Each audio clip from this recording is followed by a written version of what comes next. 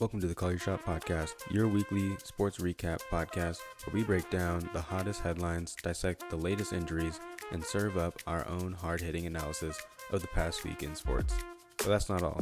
We're not just here to talk about the past, we're here to predict the future as well. On the Call Your Shot podcast, we boldly predict the outcomes of the upcoming week's games. Hello, everybody. Thank you for listening. This is the Call Your Shot podcast with your hosts, Alex Harris and Drew Moore. In this episode, going over week one, finally in the books. Going to go over some injuries that happened over the weekend, as well as kind of recap a few of the key games that we had, as well as maybe get into a couple overreactions that we may have for some teams going forward, and then preview a few games that we had coming up in this next weekend. So going into the first injuries and stuff, one of the things that we were going to get into, Drew, is the CMAC injury. It was kind of going on all of the offseason. They were saying that he had, I think it was like tendonitis in his Achilles, and he had a calf strain and all that kind of stuff. But all the reports were that he was questionable, but was going to end up playing. And then Monday comes around, and they're like, oh, nope, he's ruled out. Just kidding. And now they're saying that he's a long shot to play in week 2. So how do you feel about Christian McCaffrey going forward? It seems like the 49ers didn't really have any trouble against the Jets and everything. So what you think about that? Yeah, and I mean, that's the thing with the 49ers offense and really any Shanahan offense. It's just plug and play, which is nice for them because, like, what did I tell you? Also, I told you about that regression, bro. I'm just saying. What you mean? With the injuries, bro? I told you that was going to come around. Like they literally had. It didn't even come. It started out like that. Exactly. I'm just saying. Enter Frank Mason. No.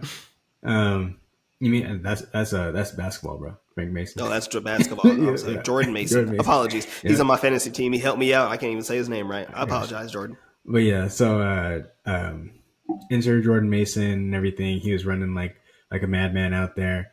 But ultimately, whenever Christian McCaffrey comes back, like it's going to be the CMAC show. Like, let's be real. Whenever Elijah Mitchell was in the game for CMAC, you saw the same thing. And, as soon as CMAC came back, it was like Elijah Mitchell just disappeared. So I'm not concerned about it long term in terms of like him sitting out, because Shanahan initially said that the only reason why he was sitting out was because it was game 1 of the season. If it was a playoff game, he would have played, but they didn't want to risk anything, which makes sense because we've seen how these Achilles injuries have been lingering around the NFL and on a rise as of late. So don't want to risk that for him, especially with the caliber of that or that caliber of a player. But I mean, it doesn't really matter. Like, it doesn't really seem like they're gonna miss him all that much. Obviously, I'm joking, but like, in this first game, granted, the Jets don't really have a good run stop defense. They are more notorious for their pass rush than the run defense. But even with that too, there was holes the size of like a semi truck. Anybody could run through those things. And so I'm not surprised that the guy went over 100 yards. Rush for 150. Yeah. So. Had a few extra touches from Debo over the past couple of years with CMAC. They kind of leaned against giving Debo all those like kind of backfield touches and stuff like that. But I think he ended up having like 6 or 7 rushes as well in this game. So I don't think that they're going to have too much trouble, even if they decide to sit out CMAC in the first couple seasons or first couple of weeks. I feel like they're like Super Bowl at best at this point. So if, Jordan Mason is, filling in comparably, then there's no reason to rush CMAC back. Additionally, one of the major injuries that we had happened on that Friday night game. It was the Green Bay Packers versus Philadelphia Eagles. It was a very good game overall. Philadelphia ended up squeaking out the win, and then on the last possession where Jordan Love was basically trying to throw up like a Hail Mary, just trying to see if they could get into field goal range.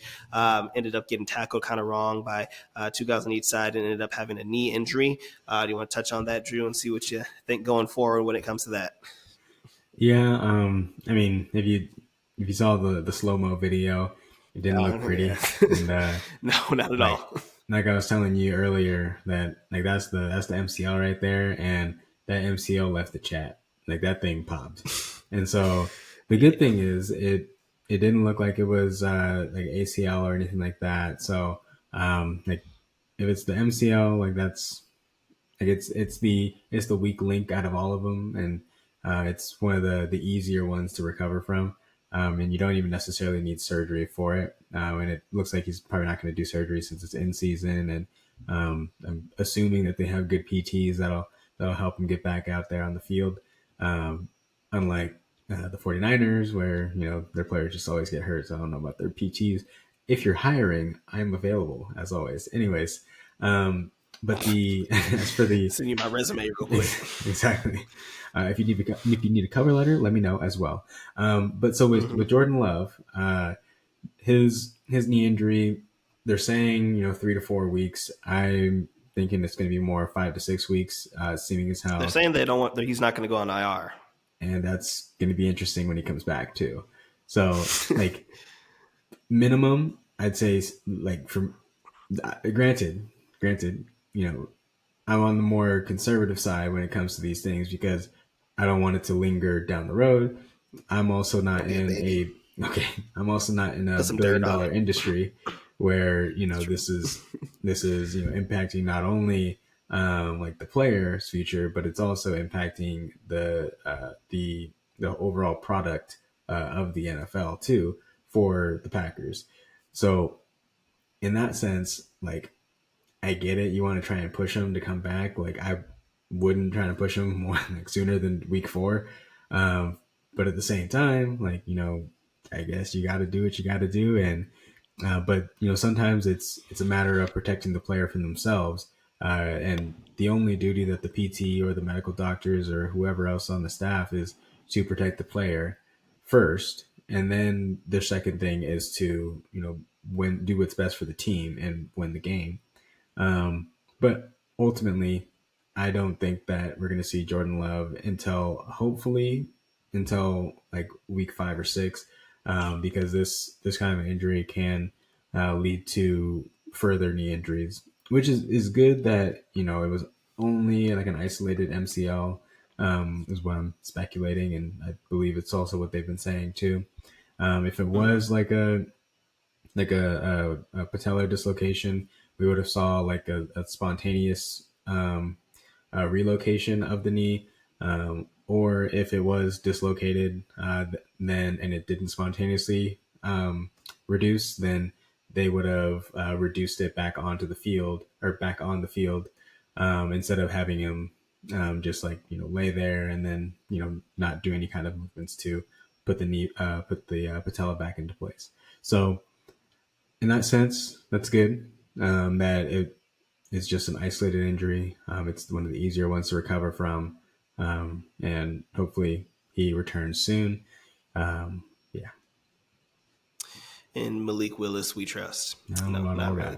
that. I think that I thought that they had more basically depth at the quarterback position. I didn't know Malik Willis was the number 2. So they went all in on Jordan Love, Yeah. as we talked about. Yeah, basically they had that huge deal for him. So hopefully that thing gets better soon. There's a lot of kind of bright spots with him.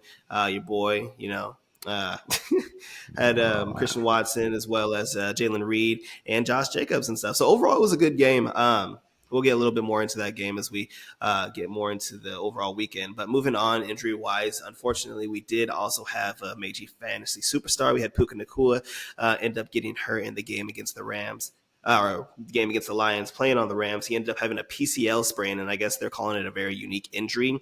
And basically, they pretty much immediately put him on IR, and now reports came out that are saying that he's probably going to miss more than 4 weeks. You want to touch on that, and then what are your expectations for the Rams going forward? Because as you know, I think that he's on your fantasy. Cooper Kupp did his best 2021 impression and went absolutely nuclear as well. So thoughts on that injury and for the Rams going forward? Yeah, well, actually, I don't have Puka in any leagues. I have Cooper Kupp in multiple leagues. That's what I'm saying. You had Cooper Kupp. Yeah. He went nuclear. Yeah, and so you don't want to be excited about something. Damn, Drew. I thought you were putting hits out on people. Okay, you weren't playing, bro. I'm saying. I'm a Saints fan. It's what we do. You know what I mean? Anyways, but yeah, no, it's a very unique injury because like PCLs are, for one, they're the strongest ligament that's in the knee, and then for two, is that's a very interesting injury to have. Usually you see offensive linemen that get like a PCL sprain or PCL tears. It's when they're getting their knee kind of rolled up on and everything. And or what could have happened is somebody falls and they land directly on their knee. That can also cause a PCL injury. So those two like isolated events are interesting, or are the most common ways to get this PCL sprain. And for him to only have a sprain is good. It's going to only be about like a 4 to 6 week kind of thing for him. But along with that too, it's good that it didn't involve the meniscus at all. And versus the ACL, it's more common to have a meniscus injury with an ACL tear. It's usually around, I'd say like 60 to 70%, or depending on where you read, 50 to 70%.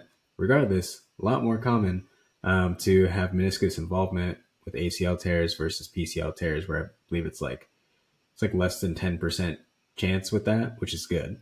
So you don't have to worry about that in a sense. However, just as any injury, these things kind of linger. And depending on how aggressive they want to be with this injury, will also determine what his production is going to be like on the field as well. Because it's not very easy to run or cut or do anything with this kind of an injury, as you might expect. But the PCL basically limits the knee from going backwards. So like hyperextending your knee, PCL kind of prevents that from happening, whereas the ACL prevents the tibia from going forward there. So with that, it'll be interesting to see how they manage this injury on the Rams. But going forward, it's Cooper Cup season, and we saw that this game, and it doesn't seem like it's ever going to stop, and because you can't stop it. He's always he's always. Drew said he's not mad about that. I mean, like, how could you be? Anyways, that's my 2 cents on that. Fair enough. So that's pretty much the majority of the major injuries that happened this weekend. The only other two, or one that I wanted to kind of touch on, was the running backs room for the Dolphins as they play tomorrow on Thursday Night Football against the Bills. Raheem Mostert's already been deemed out with a chest injury, and I guess Devon Achane is dealing with an ankle injury, and he's deemed questionable going into this game as well. People assume, obviously, if Raheem Mostert is out, Devon Achane would have a huge workload, as he's already an explosive talent, had a good week last weekend. But if he's injured as well, then I guess people are saying that maybe they'll lean on Jeff Wilson, or even, I can't believe the rookie that they have as well. I don't even honestly remember that guy's name, because I was like, I'm not going to I was about to say. There's like 35 other I was about to say, backs, but yeah. Yeah, but yeah, Devon Achane ends up playing. You're definitely obviously playing him. I think you have Achane as well, don't you? Yep, got him. So starting him. There you go. Don't really have a choice, like you said. Dude, you said one leg, don't care. Exactly. Fair enough. So major injuries are dealt with. Now we can kind of get into some of the games that we had. Starting with Thursday Night Football, we had the Chiefs facing the Ravens in a very good game. It was obviously a rematch of the AFC Championship. The Chiefs ended up winning over the Ravens 27-20. Ended up being a very entertaining game overall, and the Ravens basically ended up making a comeback towards the end and had a potential game-winning touchdown that ended up coming up about an inch short, because Isaiah Likely probably wears like a size 18 and basically had like a big toe on the out of bounds line. So it wasn't a touchdown. So Drew, what were your thoughts on that game? And how do you feel about the Ravens going forward? Derrick Henry was kind of underproduced, or people had high expectations for Derrick Henry, said that he might have 20 touchdowns and stuff like that. And basically was played out of this game pretty much because they couldn't run the ball at all. And he wasn't using the passing game. Yeah. And I mean, the Chiefs kind of did their thing, and they showed us that that their defense is legit, honestly, because the Ravens were supposed to have a pretty solid offense, and it was supposed to be fairly unstoppable too. But at the same time, the Chiefs showed up and showed out, regardless of the fact that they lost their top DB. They're still able to shut down the receiving core. Granted, they don't really have much receiving core. So that also Yeah, kind but of Isaiah Likely we trust. exactly the and I mean if you look at the passes that Lamar Jackson was throwing, like it was just a bunch of just like screen passes and dump offs down to the running back and Check everything. downs So underneath everything. exactly, and that's not going to be what the Ravens are going to do going forward, obviously. So I'm not too concerned about the Ravens losing this game or anything like that. They're not going to play the Chiefs every weekend, and I think that going forward, it is kind of good to see that they, even though limited uh, offensive receiving power that they have, they still do have Isaiah Likely that they can basically just use as a wide receiver, uh, and then Basically. they have Andrews, but what they were doing was they were double teaming him the whole game, and they're basically Hmm. saying do anything else but throw it to him, and that is the game plan. And ultimately, they ended up coming out on top, and this is the result that you get. Facts. And then I kind of saw some sparks from the Chiefs with their new talent. Obviously, you had Xavier Worthy, the explosive rookie coming in, and he had a couple of big touchdown plays as well. And then it seems like obviously Isaiah Pacheco was going to be the backup for this team. They ended up signing Samaje P. Ryan early or late in the offseason, so people are kind of concerned that Isaiah may not be basically that third down or the every down back that people are expecting. But he ended up basically being the bell cow in this situation. Travis Kelce didn't end up having too big of a game, kind of going into last season. He had a great start to the season, but over the last basically 8 games, as Rashee Rice stepped up, he kind of became that number one receiver, and it was kind of just more of that in this game. Rashee Rice was, I think he had the most targets, 9 targets, had 100 yards overall with 7 receptions. So I think that he's gonna not necessarily replacing Travis Kelce, but he's taking a lot more of those targets when it comes to like in the middle of the field that was usually heavily dominated by Travis Kelce. But I just think overall they're just going to be a more balanced offense, which is really scary and dangerous, and why I had Patrick Mahomes as my MVP. Because if you have this situation with this offense, and then you bring Hollywood back, and if he's any sort of healthy compared to what he's been over the past couple of years, I think they're just going to be a dangerous offense overall. I agree with you. I think that this script was just unfortunate for the Ravens. I think that they are obviously still going to be a great team, and I still have them winning their division. It's just, yeah, you're not going to face the Chiefs every week. I still think that if you have Derrick Henry, fantasy wise, you're going to be fine. But I think that Harbaugh came out earlier today and also said that, like, we're not trying to use Derrick Henry as he was used in the Titans during his prime, pretty much. We don't want to give him 30 touches and all this kind of stuff.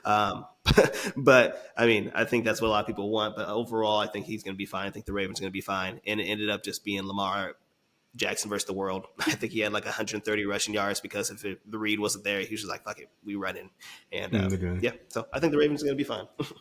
And the What was another game that you wanted to get it? Oh, go ahead.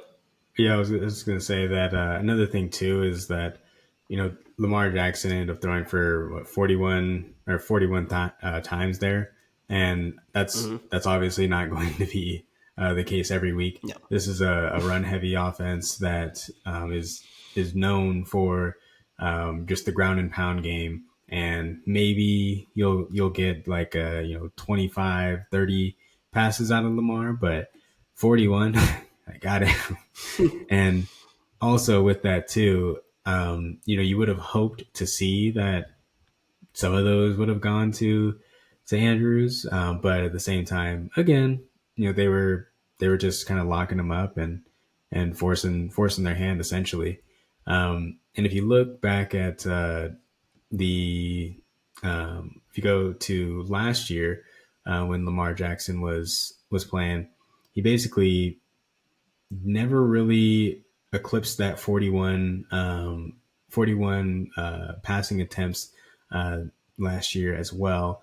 Only a handful of times did he actually do that. And with that, I don't think that we're really going to see that going forward either, because that's not the game that you want to run with Lamar. Seeing as how his EPA per play was 0.06 in the 48th percentile, whereas Mahomes on only 33 plays overall was able to have a 90th percentile EPA per play at 0.42. which is absurd.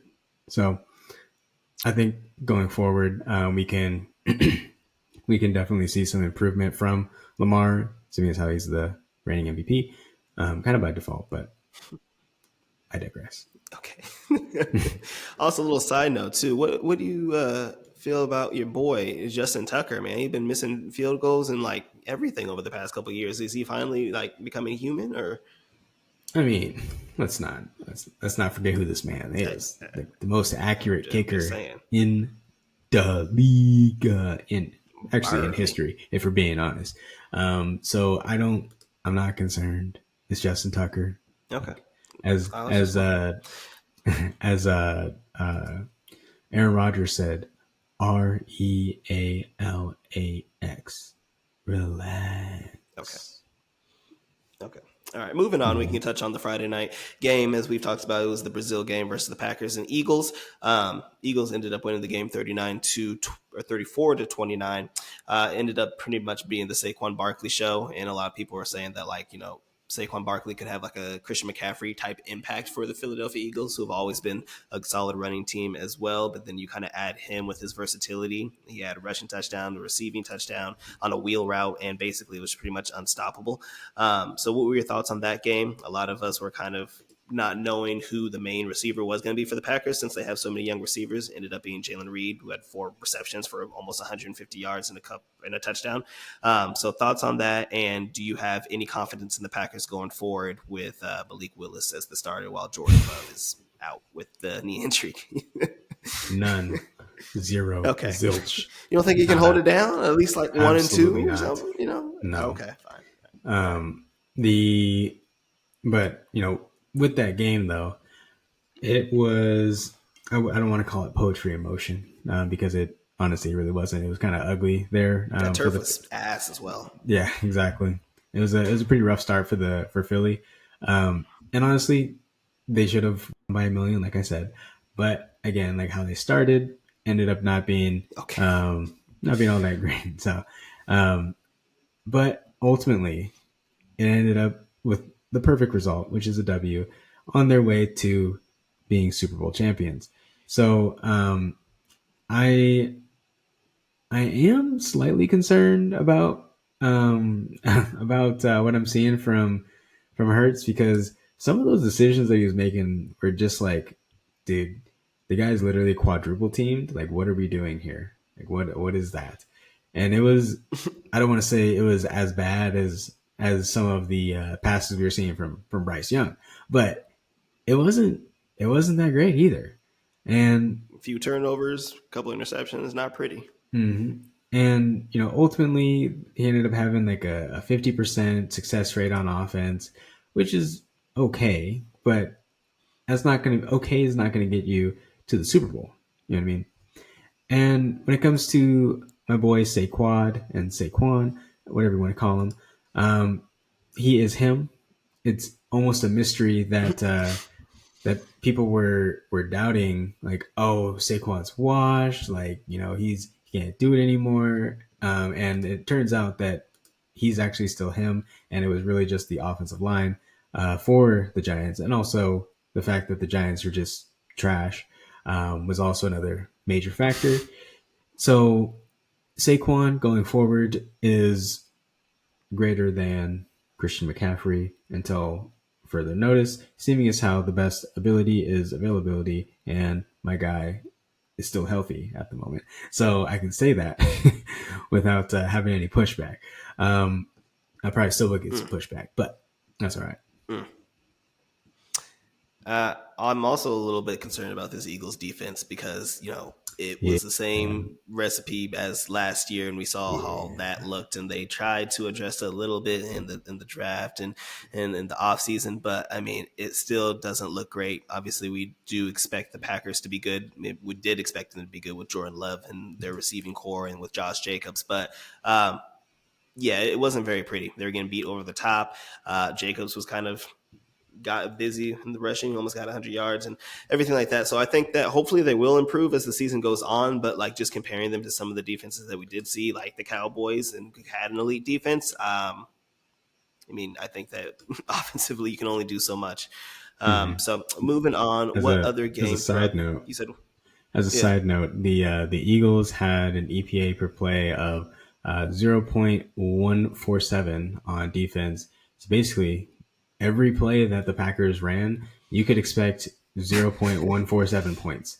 The only teams that were worse than that were the Giants, the Bucks, the Ravens because they played against the Chiefs, the Colts because they're just terrible on defense, and then you go The to the bottom Panthers. tier of the Panthers, Cardinals, and you guessed it, the Commanders. So Mm. out of those teams, that's not company that you want to be in, and especially if we have Super Bowl aspirations. Yeah, I'm saying we have Super Bowl I aspirations. don't think we touched on that. I don't think that we knew that the Eagles were your Super Bowl team this year. I thought I said that. We Yeah, didn't really that's touch. We didn't really touch on all that. I mean, that's okay. I mean, I'm just saying. I thought about that. Yeah, But you said, don't worry about that. yeah. You know, So the cat's out of the bag, but mhm. yeah. So I am quite concerned about that.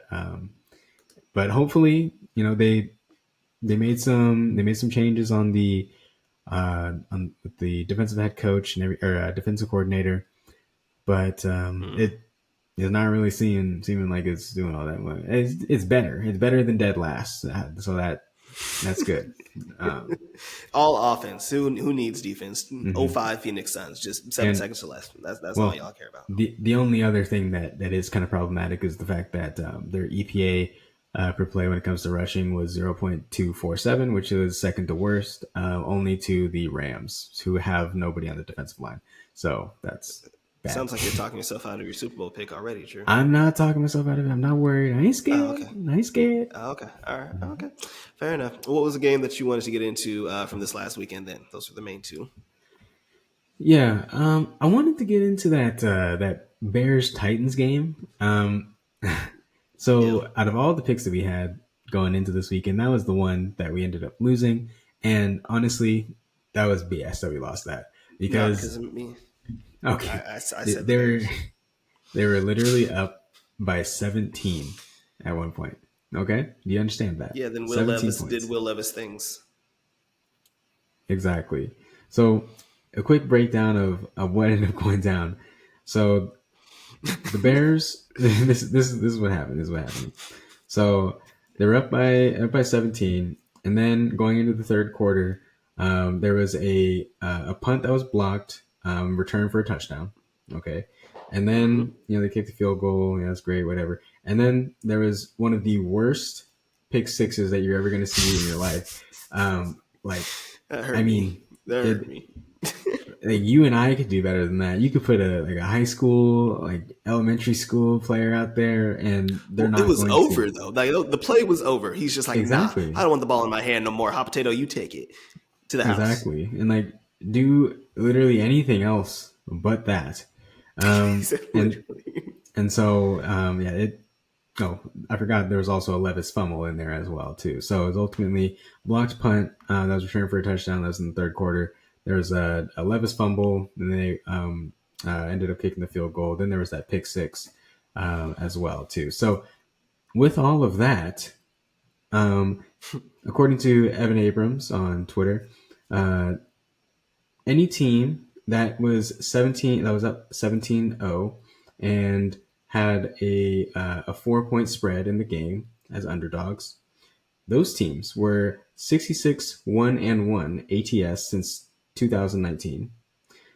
As for teams that were trailing by two or more scores, those teams 2-306. Hey man, Alex, there is no reason it that don't we should have matter lost. when it's the rookie of the year. You know what Like I'm saying? He just the does that rookie of thing. the year First is looking quarterback to at. win in his rookie debut since 2020 or since 2002. Drew. It's been 22 years since a rookie quarterback won in their debut, and somehow Caleb Williams won with 14 completions, 93 passing yards, no touchdowns. But the Bears defense apparently this year is somewhat legit. And I think that, as the season progresses, that defense is still going to be good. Caleb Williams is going to improve and still going to be rookie of the year. So Okay, can you really say the that fact that their secondary was legit? They were playing against the Titans. Like The Titans are I mean, projected to be hey, one of the you worst can teams only in play who you could only that you picked them to dude. win. I mean, yeah, because I picked them to cover. I didn't pick them to win. Now let's be clear. Okay, Okay, let's be you can clear, only play. You can only play who you're going against. So I'm saying, like, I don't know. bro. They play. Who do they play next? They play the Texans next. Oh, anyway, moving on. No, Didn't exactly. talk about all that. The like it. I want to say that they're. I mean, I don't want to say the sky has fallen in Chicago. If they would have lost that game, then I think the sky would be falling. If you Yeah, want to everything overreact, went wrong, and they still somehow ended up getting the win. Caleb because Williams said of he don't care about that was stats. We dude. care Oh my about god. W's, Drew. Okay, How many touchdowns does the offense have? huh? How many Who won the touchdowns does the game? offense? How Exactly. many touchdowns the Titans offense have? One. Okay, Do I it wasn't need? enough. Shout out Tony Actually, Pollard no. then too. They said that was going to be a split backfield with him and Tajay Spears, or nah, it's Tony Pollard show. Oh my god. But regardless of that, your boy, uh, your king, should I say? Do you want to take a guess at how he did when it came to completions over expected, Mr. Harris? Do you want to take a guess on the only rookie quarterback this year that actually won their debut? Mr. Harris. He had negative. This is per my favorite website, runningbacksdon'tmatter.com. Negative 19.7% under completion, under expected completion percentage, Mr. Harris. Do you know who else had that low? Okay, I don't Do know. you know who else right next to think, him? Right next to him. what? He was dead last. First of all, he was dead last in that category. You know who was second to last? Bryce Young. We saw how that man. We saw how that man. Hey! It don't matter. It Caleb's does matter. still my rookie of the year. He is still gonna be the rookie of the year. You shouldn't be talking about rookie of the years when your man had one reception and lost the game. Talking about Marvin Harrison Jr. His expected completion percentage, 48.3%. His expected completion percentage. It don't matter. Oh my god. Marvin Actually, Harrison I said that backwards. My fault. His expected completion percentage was 68%, which means that there were some easy ass throws. His actual completion percentage was 48.3. So okay, I'll still make a bet with you that he finishes rookie of the year finishes higher than Marvin Harrison Jr. I mean, didn't we already have Marvin Harrison Jr. had one more point than Marvin Harrison Sr. and Marvin Harrison Sr. is 54 years old. Okay, so I don't know what you want to say, but whatever. I digress. Anyway, moving on, we can talk about the Cardinals game since we brought up Marvin Harrison Jr. And the Bills. The Cardinals ended up talking about leads and blowing leads. They ended up having a huge lead over the Buffalo Bills. I think it was 17-3 at one point in time. The Bills slowly walked them down, and Josh Allen did Josh Allen things, kind of put on his Superman cape, and pretty much did it all for them, throwing, passing, rushing, whatever you want to call it. Ended up kind of legit running people over, diving into the end zone. I'm like, bro, chill. It's week 1 against the Cardinals. But he ended up getting a little hurt too, kind of had an injury to his hand, left hand. So they said he's good to go for tomorrow's game against the Dolphins. But yeah, so overall, though, the Cardinals did look pretty promising. Have a healthy Kyler, have a healthy James Conner. And even though the receivers for the Cardinals with Marvin Harrison Jr., with Trey McBride, both of which people had high expectations for this season, I'm not super concerned, but I mean, the Cardinals still look very solid. And I think that as long as Kyler stays healthy, they're going to be a very solid team. So they're probably going to have some upsets going forward. But yeah, I think that the Bills will get better. They'll be more consistent. But as we know, our boy Josh Allen is very volatile. So thoughts on the game, and do you have any expectations for Marvin Harrison Jr. going forward, or is he just going to just do that every Okay. You do that, okay? First, Kyler came out today, and he was like, "Hey, it's not my fault. It's not my job to, say who the ball is going to go to, and all this stuff." So, I mean, I guess it doesn't sound like they have a great rapport overall. I don't know what's going on. Okay, is it trouble in paradise? Who knows? I'm not saying like they're not going paradise, man. Okay, I'm not saying that the Cardinals are going to be like Super Bowl or anything like that. Okay, that's good, right? That's all right. But that was the least amount. Okay, I was gonna say also, like, are we forgetting that the Bills do have an elite secondary and an elite defense when healthy. Okay, Yeah, that's so why James Conner was running down their throat. Pause. well, okay. I mean, I didn't say run game, secondary. Okay, I Coverage. know. I'm saying they don't go good. But at the same time, like Josh Allen, just like we said, took over that game in terms of EPA per play 0.49. Like that is That's my ridiculous. quarterback. Every single play that they ran, you could expect basically a half point for every one play that they ran. That is absurd. And then it scored a touchdown in the first half. Mm-hmm. And that was in the 93rd percentile this week. So, not even this week. That's based on data from 2010 all the way up until last year. In the 93rd percentile of players that have played at least 5 games. That is absurd.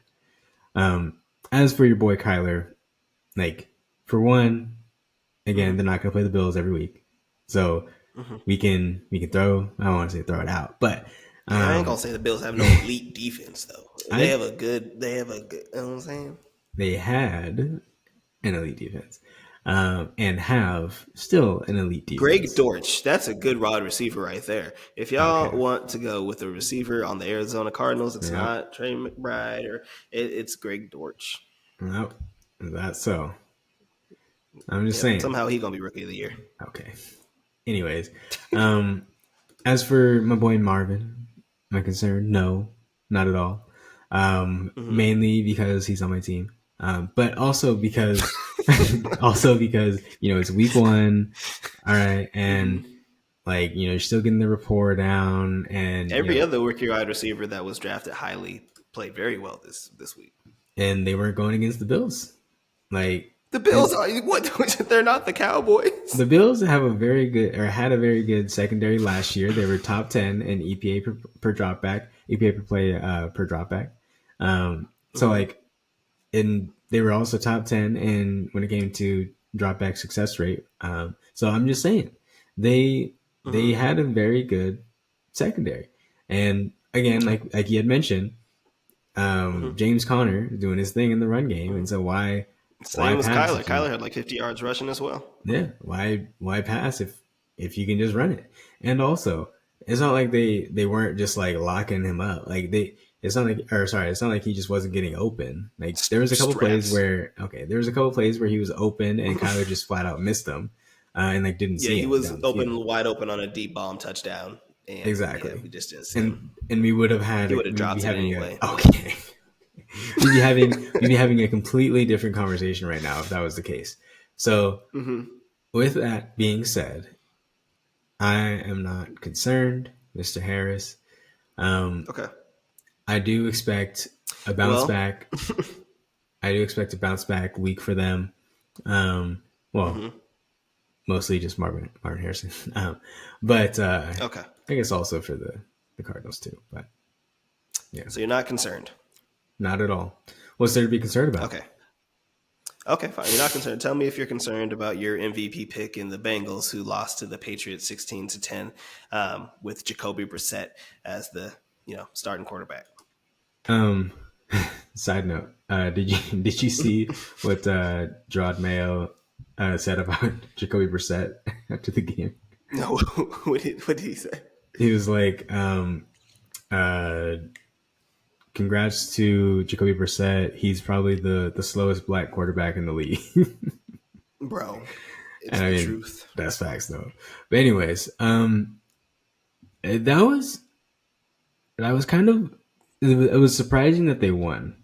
Am I surprised that they covered? No, because of all the crazy stuff and shenanigans that was going on. No T. Higgins. Bengals. Jamar Chase is rusty, Yeah. But Bengals in terms lose of every first game of the season. Exactly.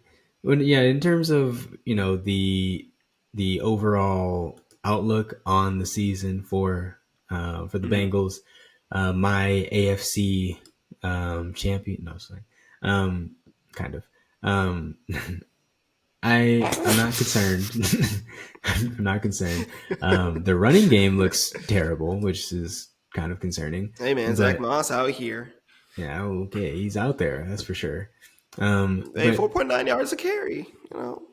dude, no, brother. Anyways, Brother. Ew. I so when Joe Burrow and T Higgins and Jamar T. Higgins Chase, hasn't even practiced this week. he's fine. Don't worry about it. You don't say those He's on kinds of my things. team too. You don't say those things. Okay. Okay. um, but yeah, when they're all healthy, we're gonna see a high-powered offense. No Joe Grant, Mixon though. we don't need Joe Maybe he was the Mixon. key. Joe Mixon is not the You key. saw what he did. We'll get into that in a I second. have You him saw on. it. Hey, I have him on one of my fantasy teams, bro. I had to you've been disrespecting this man for years. Well, you had to give him just in case he was good. Okay. Okay. But anyways, in terms of their defense, that was pretty concerning as well. Seeing as how if you can't stop arguably one of the worst offenses in the league, then I mean, it's going to look pretty ugly against the Chiefs that they played this week. So, yeah. I mean, it was the run defense. I mean, like I don't think that they have a great pass defense either. But yeah, Ramondre Stevenson going for $120 ain't gonna help anything, especially if they could just control the time of possession the entire time. And like a lot of people are saying that Christian Gonzalez, obviously the sophomore yeah. DB for the Patriots. I mean, nobody's trying to say that he was locking up Jamar Chase. Jamar Chase came into the season obviously rusty because he was holding out and all that kind of stuff. No T Higgins, so they were able to kind of bracket him as well. But I mean, I still had higher expectations for this than the Bengals or for the Bengals. And I mean, now you're kind of stuck in a rut. It's like, oh, we start 0-1, 0-2 every year, and we've still made the playoffs 3 of the past 4 seasons. But you lose to the Patriots, who you were probably the biggest favorite of the week against, if not the Saints and the Panthers. But then you play the Chiefs this week. So, I mean, you're just going to start 0-2 and just going to be like, oh, it's fine. Like, don't worry about it. It's going to be all right. I'm concerned. And the crazy thing, too, is the fact that the Patriots did this by only throwing.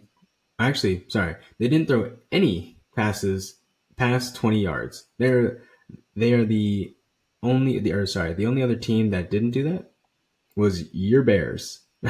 Between those two teams, those two teams were the only teams in the NFL. Both of them won the game. Maybe 1960s football is the key. Those two teams were the only two teams that did not throw a pass that went over 20 yards, Mr. Harris. 3 yards in a cloud of dust. Who needs to throw the ball? That is ridiculous. Now, granted, going into this game, like we did kind of know that the Patriots would have an advantage on the ground. Seeing as how they had a 23% advantage on the offensive line when it comes to the rush offense compared to the Cincinnati's run stopping defense. However, we did not expect them to lose this game outright. Like that is very very astounding. No, but it's bad. Ultimately, it is very early in the season. There's still a lot of football to be played, and we'll see what happens next week or this coming week, I should say. And let's not overreact, but I think that the Patriots might be going to the Super Bowl this year, Mr. Harris. That's my comment. Absolutely not. All right. So, I mean, I guess we can stick on that trend about teams that had high expectations and kind of underperformed this last week. So we can go into the Falcons, who ended up losing 10-18 against the Steelers. The Steelers ended up starting Justin Fields as Russell Wilson ended up being hurt and not playing. And then, we had high expectations for the Falcons with Kirk Cousins, with a plethora of weapons, with Drake London, with Kyle Pitts, with Bijan, and everybody else. Scored 10 points. Kirk threw, I think, 1 or 2 interceptions, basically a game-sealing interception. And they looked about what they looked like last year. So any thoughts on that? Obviously, we know that the Steelers have a great defense. We've always praised Mike Tomlin on how he's been able to basically take mediocre or bad teams and still, be above 500. But that did not look good for the Falcons. Kyle Pitts got a touchdown, though. Yeah. I mean, he was standing there like butt naked for like 10 minutes before he saw him over there. But yeah, no, it was wow. Like there's one play I'm thinking of distinctly that just encapsulated the whole game for the Steelers on the defensive end, and it was this play where T.J. Watt getting off the ball, and then he kind of slaps the hands, does a swim move under, and then just goes right by the right guard, and he literally just looks like a statue. It was as if like you just go like that, and then dude's just out of the picture, and it was just every play it was the same, to where they really didn't give I almost said Matthew Stafford. I just hate Matthew Stafford. Anyway, they really didn't give Kirk Cousins a chance back there. And in terms of like pass blocking grades, sure who's you gonna had block TJ Watt? well, I mean, you could like try. Like that's the thing. That's the thing with these like PFF grades is like they take into consideration the like the down and distance ultimately, and then they also take into consideration wins and losses on the offensive line versus the defensive line. You know, how long were you able to hold that block for, things of that nature. So they had one player, only one, that had above a 70 grade, which 70 is just you're considered a starter. Average. All the other players, Jake Matthews 66.7, yeah, Chris Lindstrom 62.6, and then the other three, Mr. Harris, the other three, they don't even deserve to have their names said. 38.1, 29.5, 28.7. Yeah. Oh, like come on, like it was bad. Like sure, he could have got rid of the ball or whatever. He did look like a statue and at times, but this man's just had a ruptured Achilles. His first game back. You expect some rust. Fine, and that was supposed to be the one of the things that they improved this year was the offensive line. And it's supposed to be like a top tier. Now I wouldn't say like top 1 tier unit, but a top tier upper echelon offensive line. That wasn't rust. That was like a fossil. Legit. And on the other side, the Steelers didn't even score a touchdown on offense either. Like, and you lost to a team that didn't even score. Like doubled their score by himself. This man had 18 points by himself. Shout out kickers, man. Kickers, man. Who cares? Justin Tucker, who? All right, there were some great kickers this weekend, and none of them were named Justin Tucker. Legit. But yeah, I mean, TJ Watt ended up having a 95.3 defensive grade and like a 94.6 fumble recovery. Exactly. It was the defense was him, and when your defensive line is playing that well. Also, I got to give Cam Hayward a shout out as well. He had a 89.4 defensive rating. But anyways, when your defensive line, your defensive line is playing that well, who cares what the secondary is doing? Like it literally doesn't matter because you're just going to get to the quarterback before any of the receivers get open. So, yeah. I mean, I still think the Falcons are going to be okay. I think they'll eventually get it figured out. Maybe we get some WD-40 for Kirk, and they'll continue to improve. I'm not as – it's only one week, so trying not to overreact. But, I mean, based on how that looked, based on how your Saints looked against the worst team in the league, but, I mean, albeit, still looked way better. Yeah, I'm still not ready to completely change the Falcons pick that I have. I don't know if you are, but yeah, I think that brighter days are ahead for the Falcons. And the Steelers, Mike Tomlin came out today and said that Justin Fields was going to be the starter for this upcoming week as well.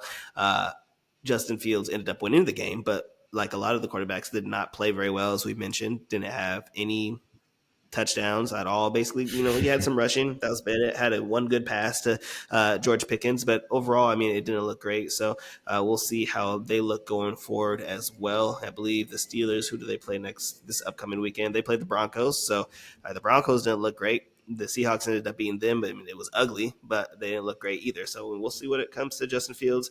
Still not sure about the Russell Wilson situation. Do you feel like as soon as Russell's healthy that they're just going to play Russ, or as long as Justin Fields is not necessarily winning games but not losing games, Mike Tomlin will keep running them out there?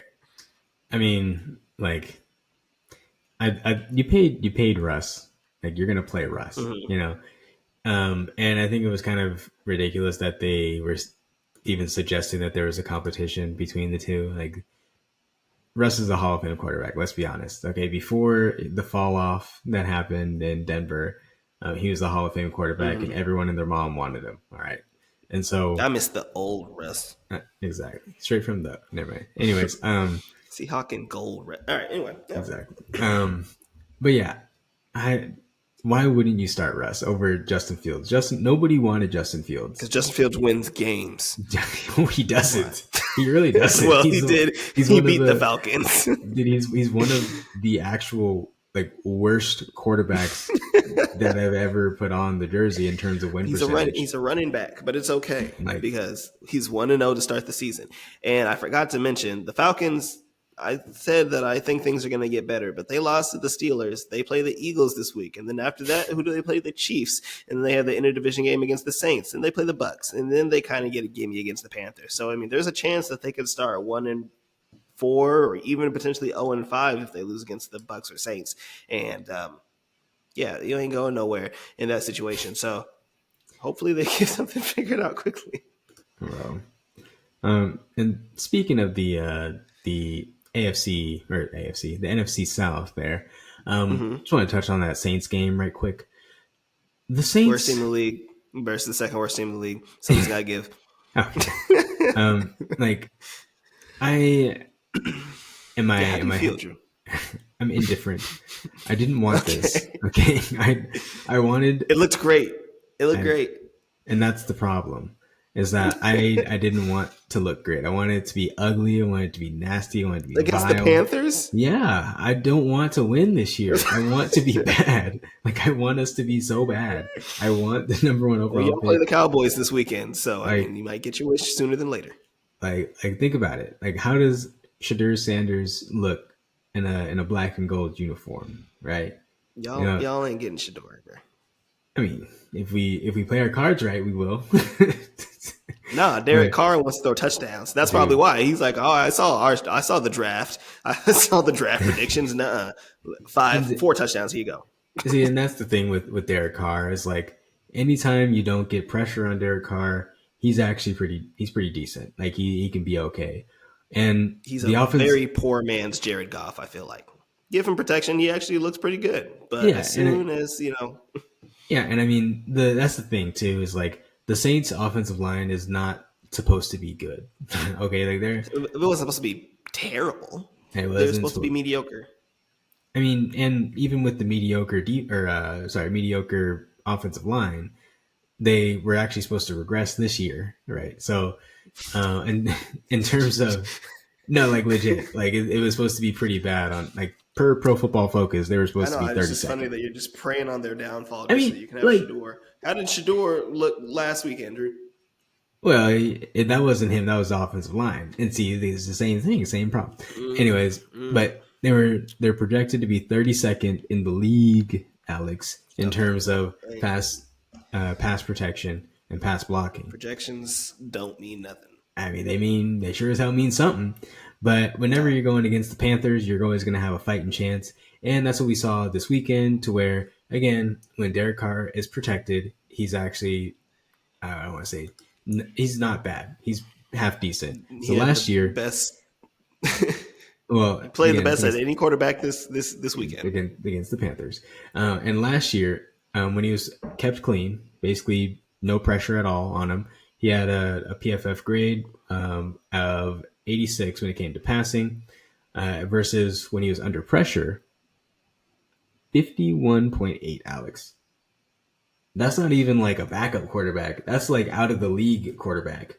That's like Nathan Peterman quarterback. Like, come on, like that's bad, dude.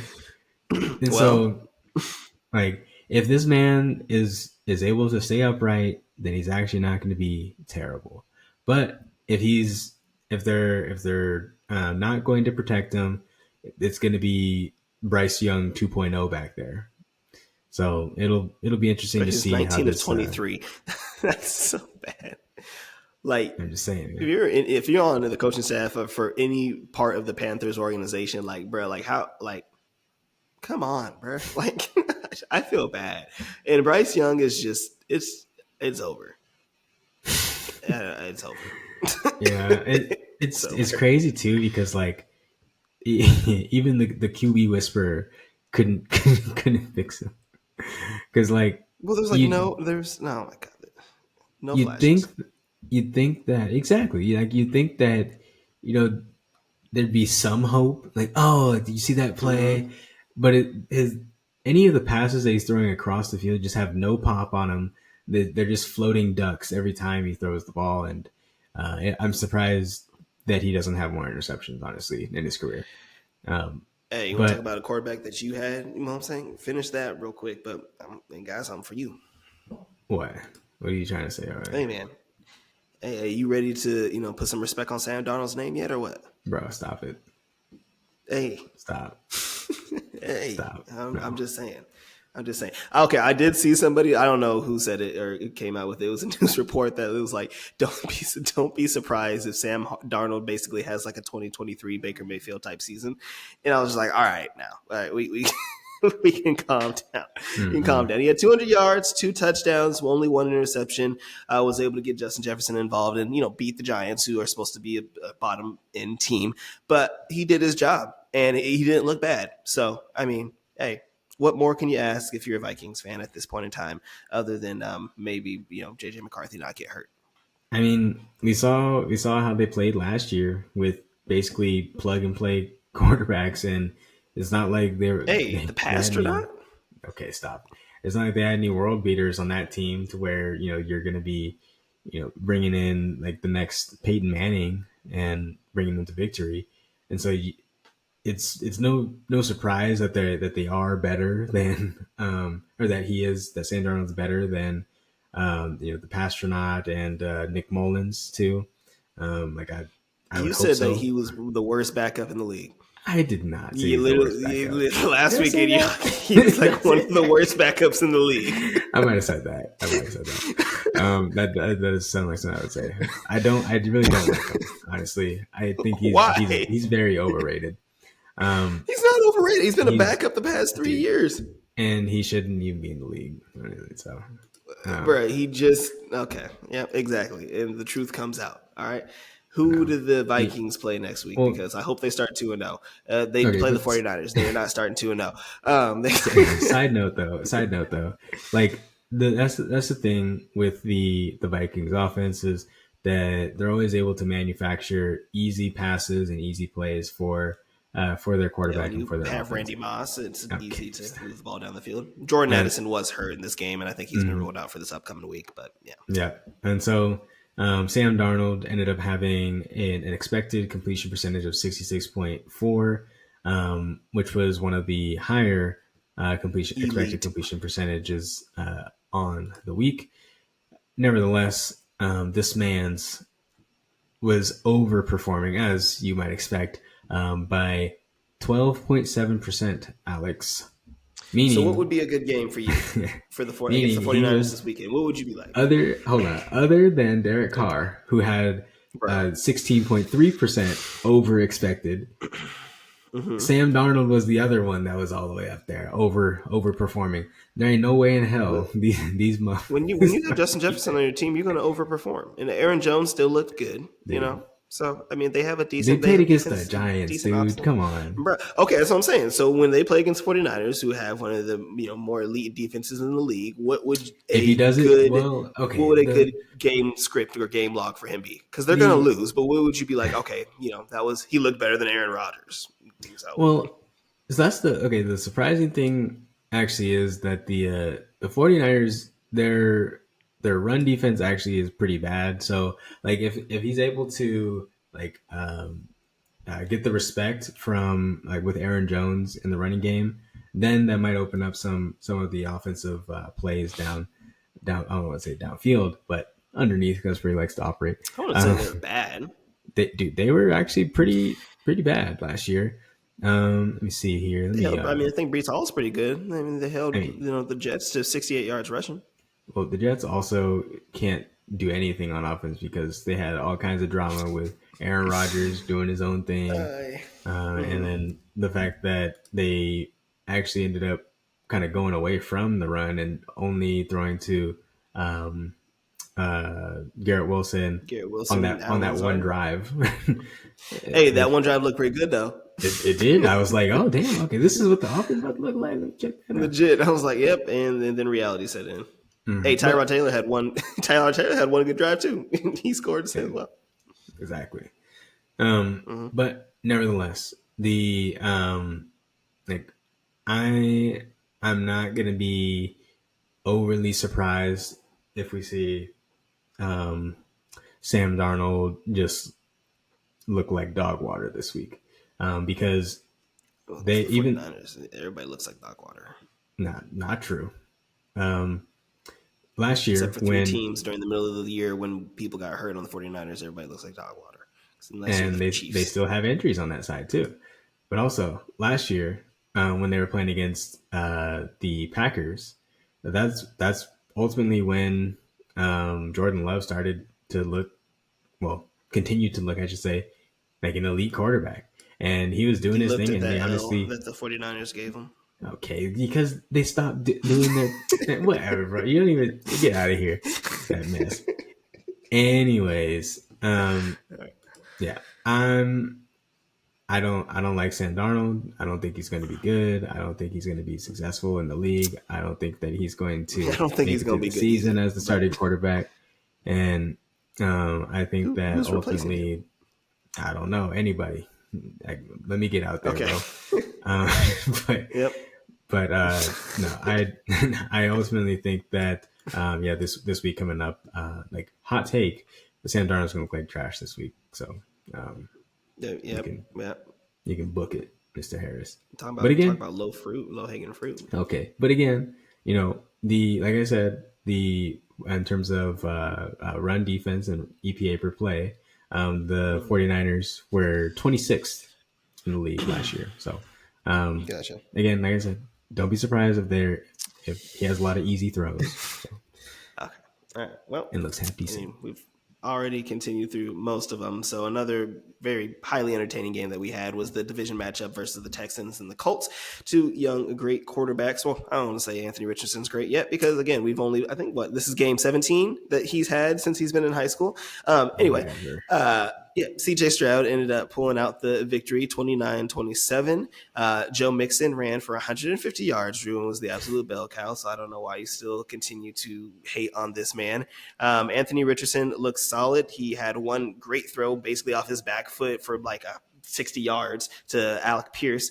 And overall, the Texans look solid. Everybody kind of ate on the team. I think who was the low man out because Nico Collins and Stephon Diggs both got their targets. Stephon ended up having a couple touchdowns, and Tank Dell ended up being the odd man out, but still had 40 yards. But overall, it was a very well-balanced team.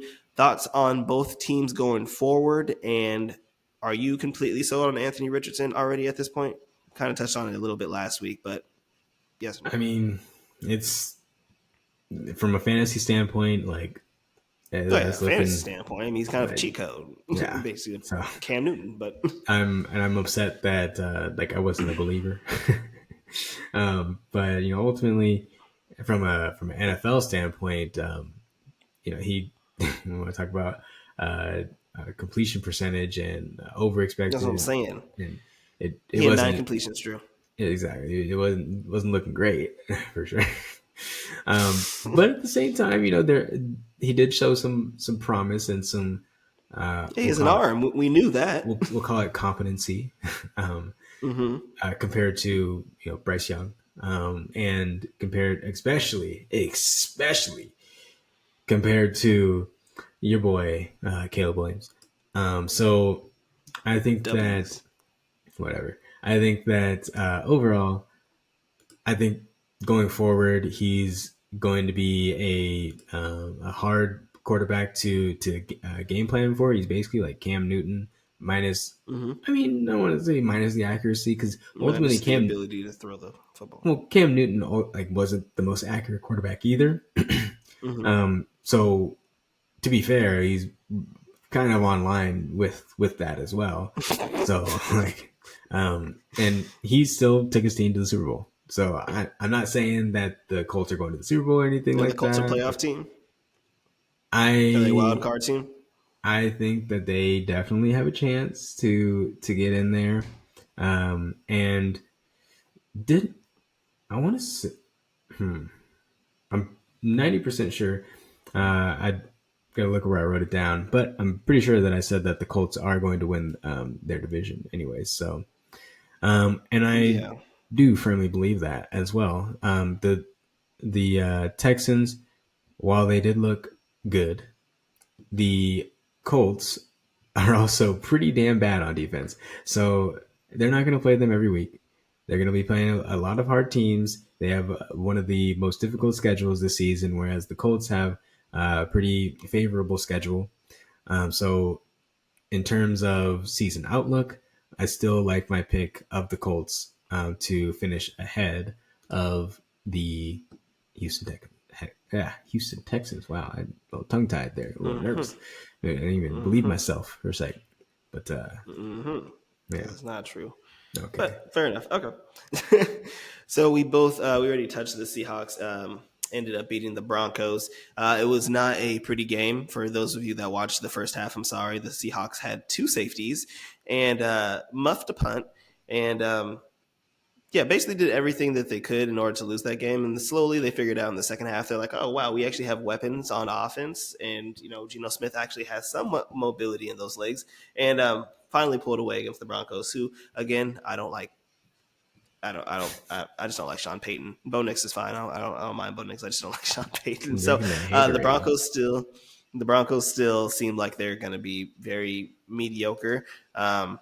Still not seeing a whole bunch from Javante. Julian McLaughlin obviously has some juice, but I just don't really see where I don't see where the points are going to come from when it comes to the Broncos, especially in that division where you're going to have to play the Chargers, who looked good this weekend, and then obviously you have the Chiefs, and even I think they're going to finish lower. I don't know. They'll be right in line with the Raiders. I think that's what I said last week too.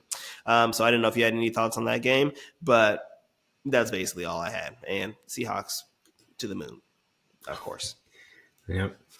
I mean, it was well for somebody that has I almost said Zach Charbonnet, Kenneth Walker, yeah, on their team. It was kind of upsetting to see that he got hurt. It basically, I'm about to say he and is did also nothing. hurt. Yeah, and basically didn't have any production from him, which was nice. And I don't He had a have Zach touchdown. Charbonnet. Well, I mean, in terms of production, look at how many yards that man's had. Don't Basically, worry not. about the yards, bro. Like, I'm worried He about the had 20 yards. carries. He had 20 carries for 103 yards 103 yards, nothing. and I two want receptions more. and a touchdown. That's I damn want near I 20 want points, more, bro. Aren't you Alex. greedy? No, Not yeah, I everybody can be am Cooper greedy. Cup, Drew. Not everybody I can want have more, 33 Alex. points. Exactly. I this for reference. For reference, on my other teams, I had Joe Mixon. All right.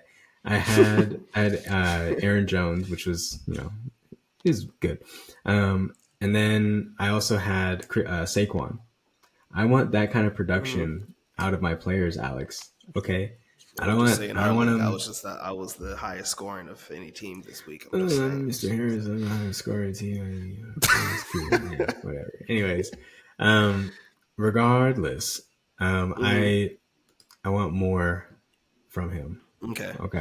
All right. Well, he did when both of them were healthy. He definitely was the bell cow. People always were concerned about Zach Charbonnet. He was definitely bell cow. Got about 80% of the touches. So Which is good to see, but now he's hurt. yeah, he's And always hurt. well, and that's the problem. But anyways, we know that the Broncos are garbage on both ends of the ball. Seeming as how they have Bo Nix as the quarterback, and And we won by and 6 points. Why do we always win by 6 points, bro? It's not. It's never convincing. but with Bo Nix though, I'm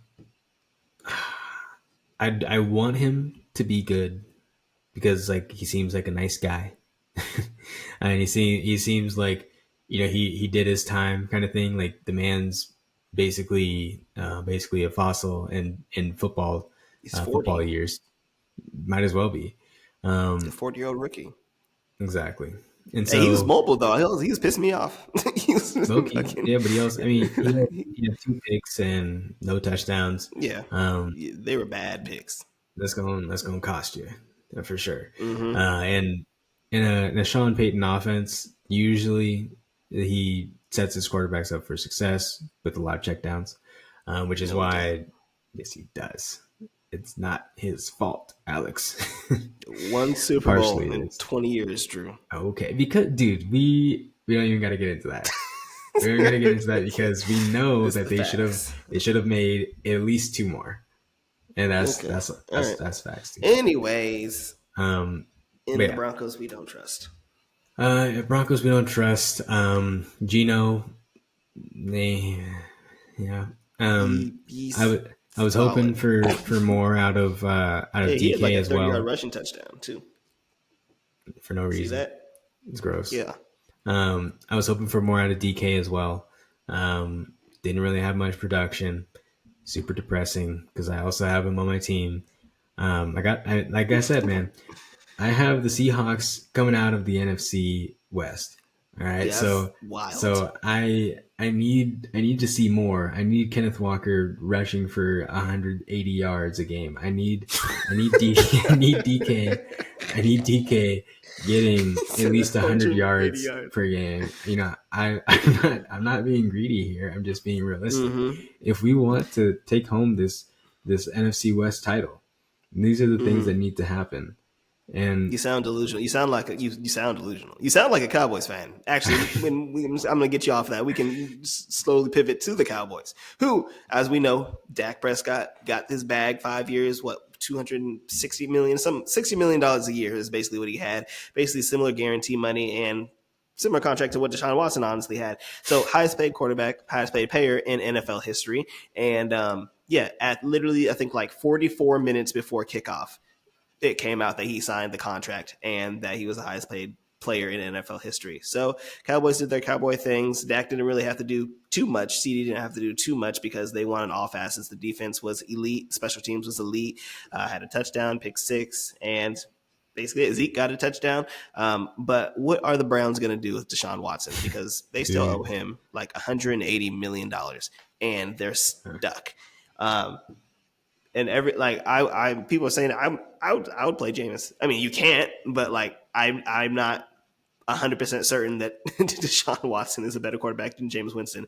And I guess a lot of people were saying in the preseason and in training camp that Jameis looked better than Deshaun. So I mean, like, but I mean, if you owe somebody basically an island, you can't really just cut them.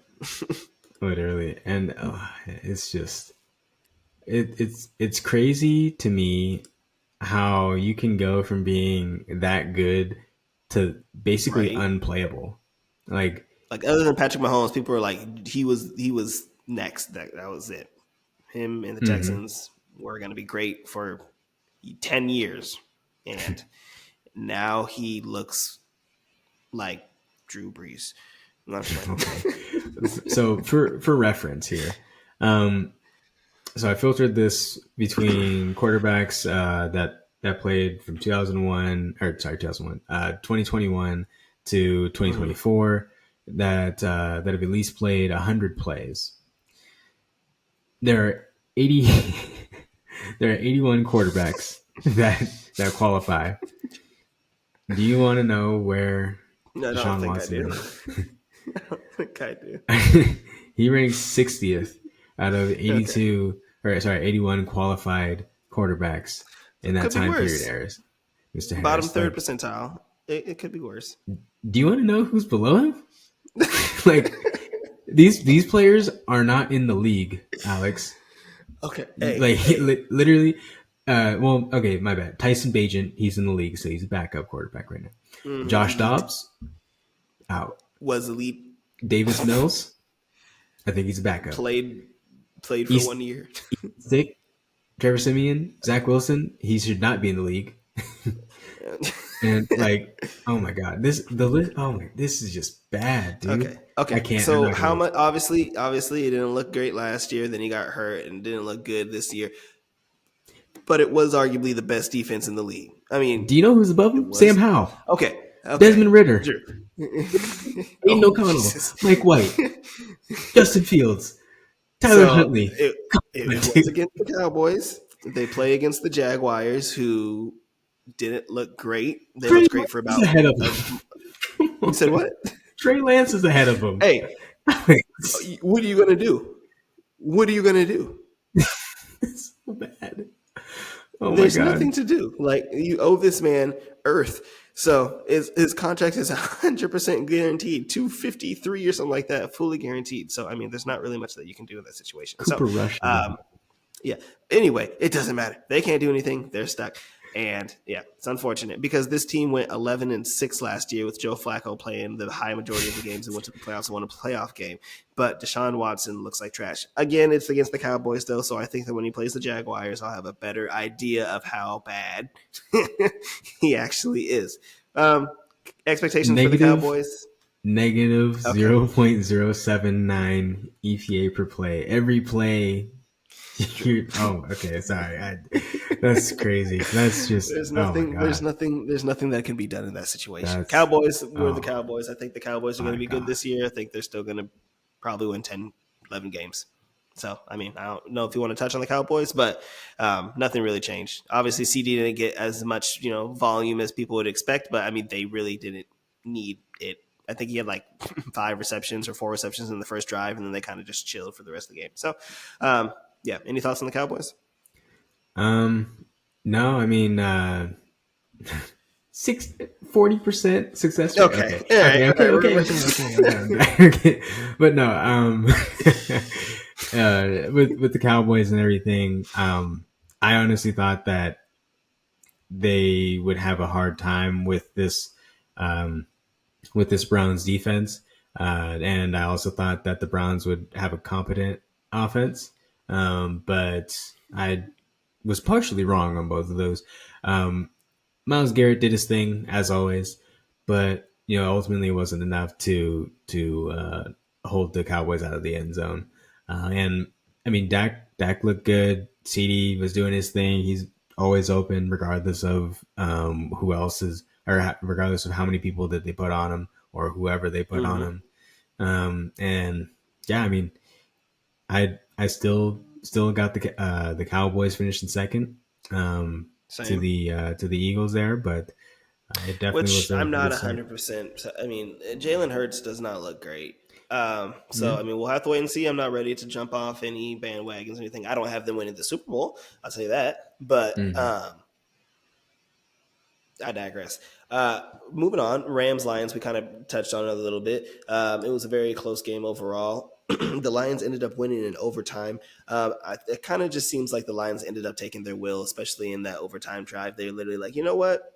We have one of the best offensive lines in the league. We have one of the best tackles in the league. And we have David Montgomery, who's a bowling ball. And we're literally just going to run it down your throat into the end zone.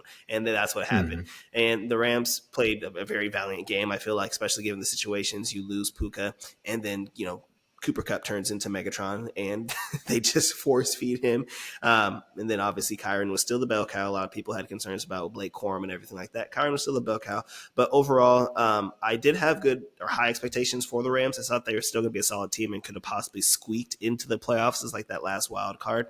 But now with Puka Nacua gone, I mean, it's literally just going to be Cooper Kupp or bust. So, I mean, I don't really have too much expectations for them going forward, and I might even have the Cardinals finishing higher than them if Puka Nacua is supposed to be out for longer than 4 weeks.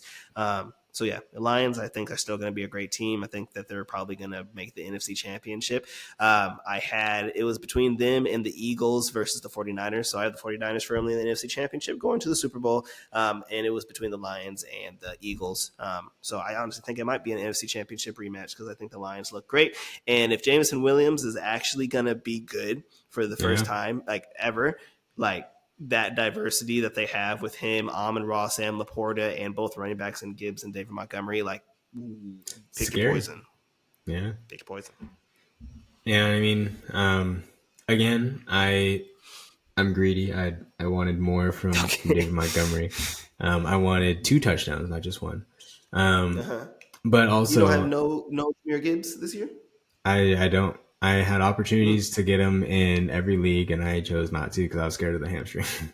um, Got but then it's like, oh, his hamstring's fine. Okay, whatever. I think it's gonna linger. We'll David wait and see Montgomery it. looks a little hurt to me. That was a Okay, lot of stop it. touches, especially No, overtime okay, game. yeah, 5.5 per yard. Yeah, it looks real hurt. No, anyways, um, but yeah, my guy David Montgomery. When they realized towards the end of the game that wait a second, that guy's actually been running for 5.5 yards per carry. We should get him the ball again. Yeah, that Turn me sounds like up. a good idea. Turn me up. Seeming as how literally everybody the uh, on the defensive end or defensive side for the Rams just was olaying everything, and it didn't seem really all that fair in some instances because the the uh, the Lions have one of the best, or if not the best, offensive line in the league. And we talked about Mm. this last week, where the impact that Aaron Donald has is absolutely immense. I was fiddling around with some numbers the other day, and I was curious, what would happen if you have Aaron Donald on the team from last year, taking last year's stats, and then you go in there, you delete him off of that defensive line. How much would it really impact the team?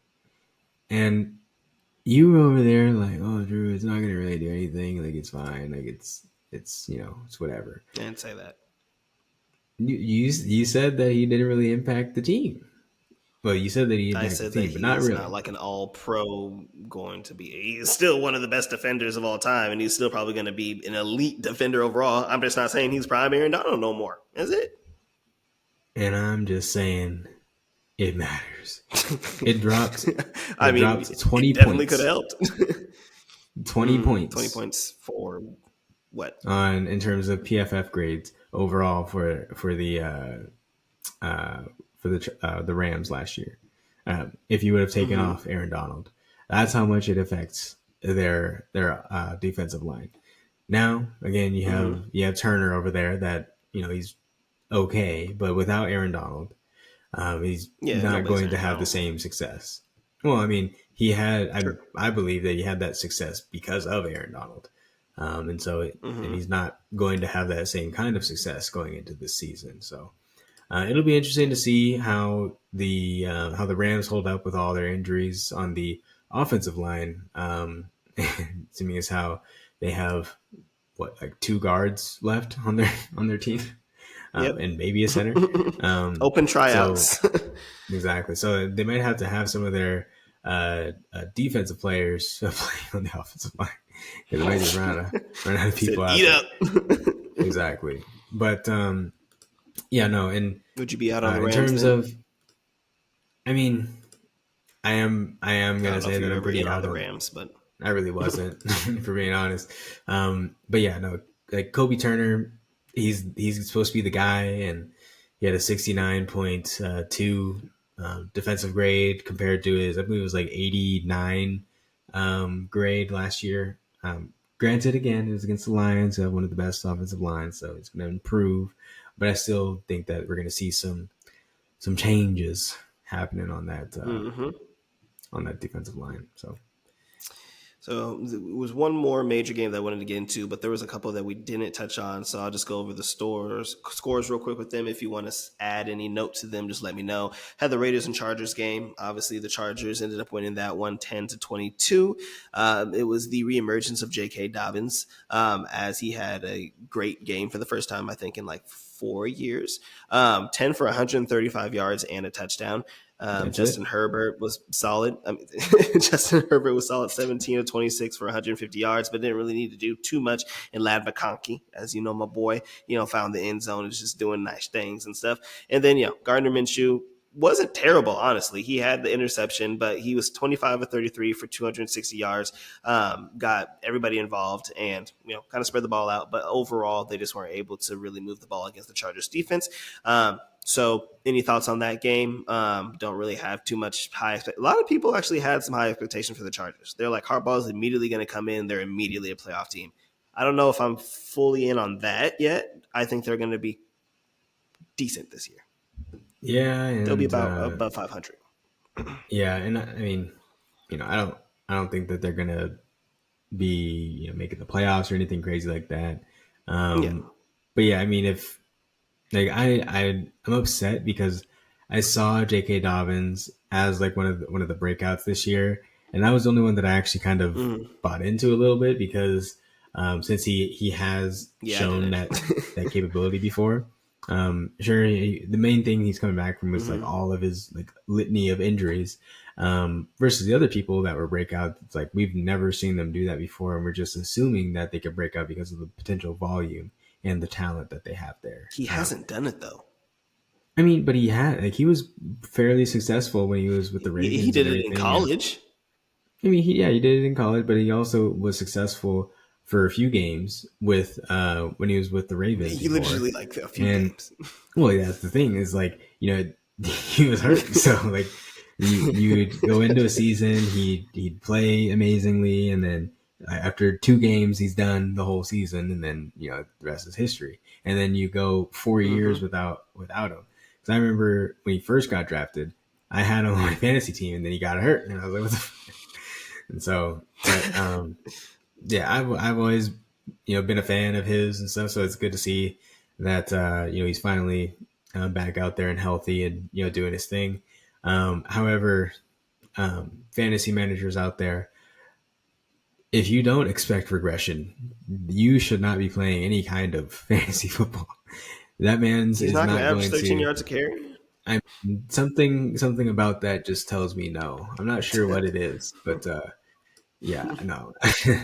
I do think that over time he could potentially have a maybe like 1,000-yard rushing season, seeing as how they want to run the ball every single play of every single down, just like how his Mm-hmm. brother And does. on defense. Exactly.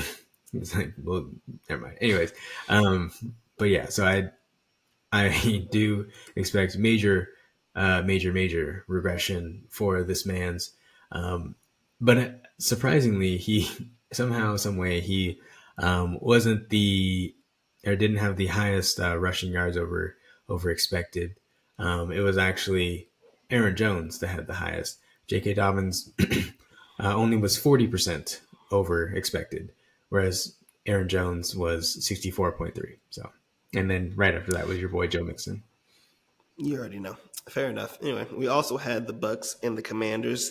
Baker Mayfield basically was like, you know what, I got paid this offseason. I'm going to show you why. And had probably one of the best performances other than Derek Carr of this weekend. Had 4 touchdowns for basically 300 yards, no interceptions, and got everybody involved. Chris Godwin, Rashad White, Mike Evans, everybody 8.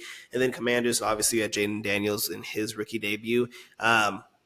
Didn't look terrible, I guess you could say. Didn't have any interceptions, didn't have any passing touchdowns, and proceeded to rush 16 times for 88 yards.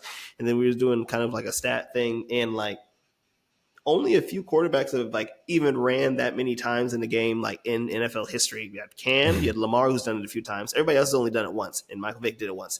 So, I mean, I don't know what their expectations are for Jane Daniels. We already knew he was a versatile quarterback and wanted to use his legs. But, I mean, I feel like if you're going to run it that many times, you're just kind of setting yourself up for failure or potential injury. But I digress. So, any thoughts on the Bucks potentially having them winning the division over the Falcons like we had talked about earlier, or are you still holding true with the Falcons? No, it's the Commanders. Like, come on, they're supposed to be pretty close to, if not worse than the Patriots this year, and they're supposed to be also on par with the Panthers. And now, with the way the Panthers look this past weekend, they're probably worse than the Panthers are probably worse than the Commanders. But at the same time, I do think that the Commanders will have better days ahead, and the Bucks.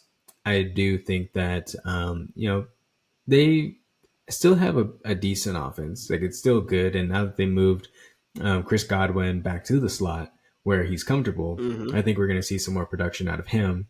Versus last year, he had a kind of a down year, but that was more so because he was playing the outside. and that's not what he's accustomed to doing. So now that they have him back inside, I think we're going to see a pretty solid offensive performance from the Bucks. The main thing is like what's their defense going to be able to do on that side of the ball. Seeming as how if they're letting the Commanders, I don't want to say get loose, but let them score, and that's the problem. If you let the Commanders score, not a single point. Exactly. But no, I think that like we talked about before, the Bucks lost some folks on the defensive end, and so I think that that's going to be a liability for them going forward. And just like all the other teams, they're not going to play the Commanders every week. So we'll see how they do in the subsequent weeks to follow. Fair enough. And last but certainly not least, we've already touched on a little bit. San Francisco 49ers beat the New York Jets on Monday Night Football, and Aaron Rodgers had his first full game as a New York Jet and ended up basically getting mollywopped. The Jets had one good drive. I think it was the second or third drive, because I think the second drive, Breece Hall had a fumble after receiving a pass from Aaron Rodgers. But yeah, had one solid drive where Aaron Rodgers basically force-fed Garrett Wilson, and then Breece Hall ended up pounding it into the end zone. But other than that, they couldn't move the ball on offense, and the 49ers basically did almost everything that they wanted to do when it came to an offensive side. So the Jets defense wasn't really all that great. You had Sauce Gardner ended up kind of getting hurt, came out the game, ended up coming back in, had a couple more injuries on the Jets side of things as well. But overall, wasn't a great game for the Jets. Obviously, we talked about Christian McCaffrey not playing. So Jordan Mason filled in and basically did his perfect C-Mac impression, had 150 yards. They ended up using Debo a little bit more in the backfield, as he had 8 carries as well. And like I said, basically did everything that they wanted to. So main thing, do you have any concerns or major concerns for the Jets going forward? As before the season started, they had slowly, I think, became the odds-on favorite to win the division in that AFC East division. I had the Bills winning this division, but do you think that the Jets will get it turned around, or yeah, exactly. And do you think the Jets will turn it around? Do you think Aaron Rodgers is completely washed? They play the Jets, or they play the Titans next week, then the Patriots, then the Broncos, then the Vikings. So have a chance to go on a hot streak from here and potentially go 4-1. But what did you think about the game? I mean, I'm not all that concerned. I kind of expected this performance, to be honest. And it was the Niners. Yeah, and granted, I did want to. Well, I did end up taking the Jets, and there was a lot of smart money that was pushing it back towards that.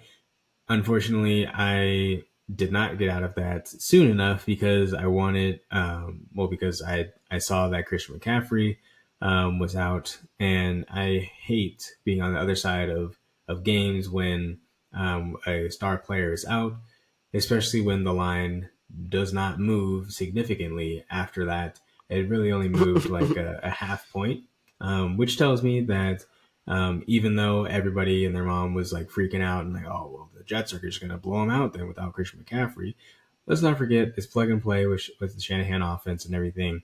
And we always talk about the, I was wounded duck versus wounded tiger, and everything like that. So you usually want to be on the side of that team that doesn't have their star player, because there's lowered expectations, and teams kind of let down in that situation. One other thing that I thought was kind of interesting as well, Aaron Rodgers, my guy, threw 21 passes, which is pretty low for his standard. But as we know, they're going to run the ball through Breece Hall. But with that, he did not have a complete pass, or sorry, not even an attempted pass on the right side of the field that was past the line of scrimmage. He had one pass. It hurts my overall. back to throw that side of the field. Exactly. He had one pass overall to the right side, and that was behind the line, and I'm getting 6 yards. But no passes past the line of scrimmage on the right side of the field. What? How is that even possible? At least one pass down there. What in the world is going on over there? All I know is on the left side of the field, that's where Garrett Wilson was, And that's where they had that one drive where everything was clicking. It was looking real good. And then go down and get that touchdown over there too.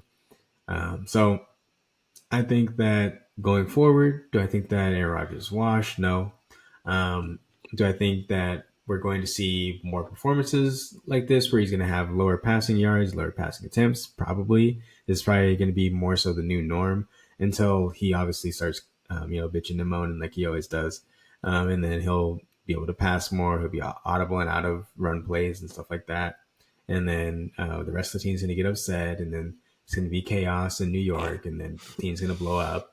And then they're probably going to end up losing out the rest of the season. I think that they'll end up finishing around like upper middle of the pack. I don't think that they're going to be a top 10 team. I think that they're more like 9-8, 11, 12 or so. Yeah. Like there's as good of a team that they have on paper. Like there's still so many moving pieces that they have overall. And the offensive line was supposed to be shored up with the new additions that they had, but it really wasn't looking all that great against, granted, the 49ers again, like you talked about. But we'll see what happens down the road.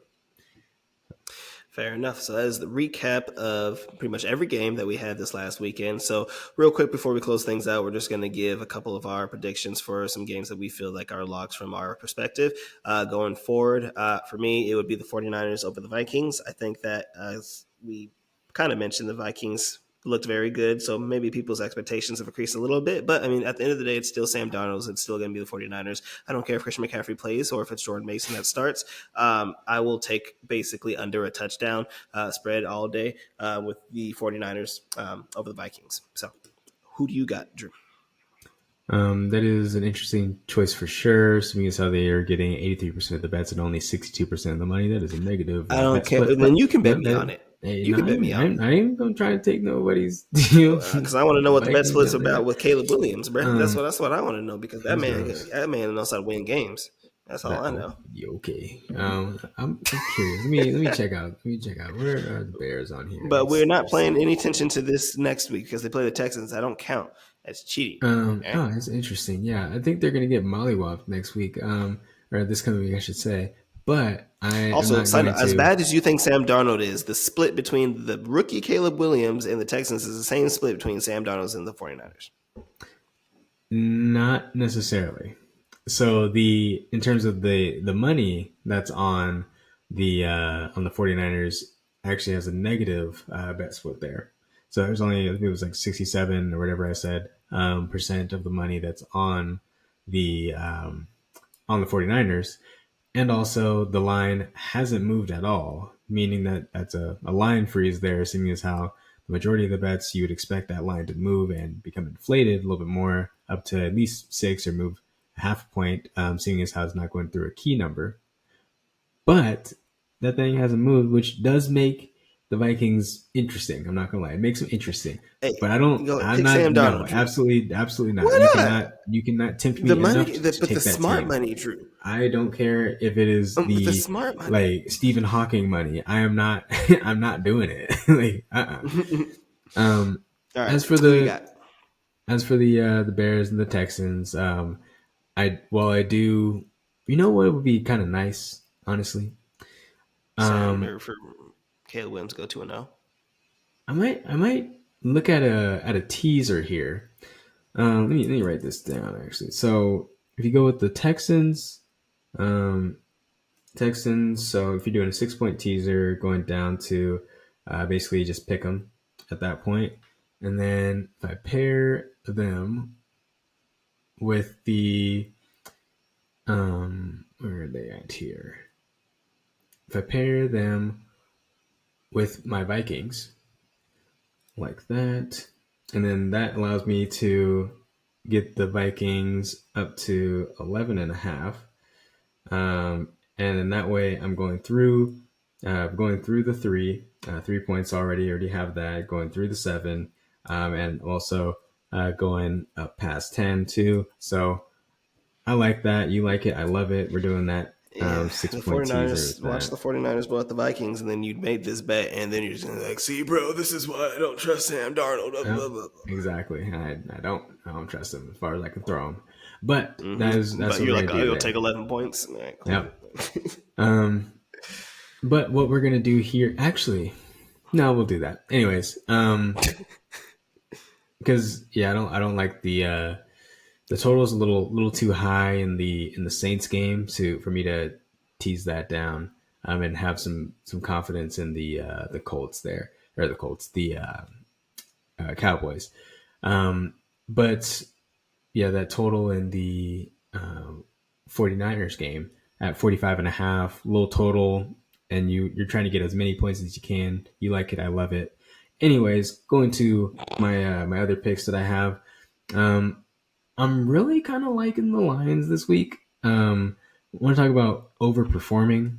That Okay, those the Bucks were a Buccaneers, playoff team, and I don't know how. Well, actually, almost I do know how, bro. because the Saints pissed it away and the Yeah, because Falcons y'all pissed it away. suck. So they had really no business being Yeah, in but the then the playoffs Bucks there. then proceeded to beat your Super Bowl champions. Oh my god, dude! That they were going downhill the whole and back Okay, half of the season. All right, and I'm just saying. also they had the worst secondary in the league last year, like Yeah, now they have 32nd. the second worst secondary in Bottom, the league. whatever. Anyways, Jalen Reed beat them I over the top twice. There was nobody in the frame. I don't understand. do you want to talk about points over expected? That man is about to hella regress. Like he Well, Malik, I don't think it's even regress anymore. It's Malik Willis at this point. So, I mean, like you're 4 receptions for this man's, and he's getting 130. Like, come on now. Like that secondary is trash. like off of 4 receptions. That's no. Anyways, back One to of them was my a jet picks sweep. before I All was right, so anyway, yeah, so go ahead. rudely interrupted. Going with the Lions. I think that we're going to see a better performance this week out of the Lions in terms of actually, I don't know, using their rushing Dominant offense. start to finish.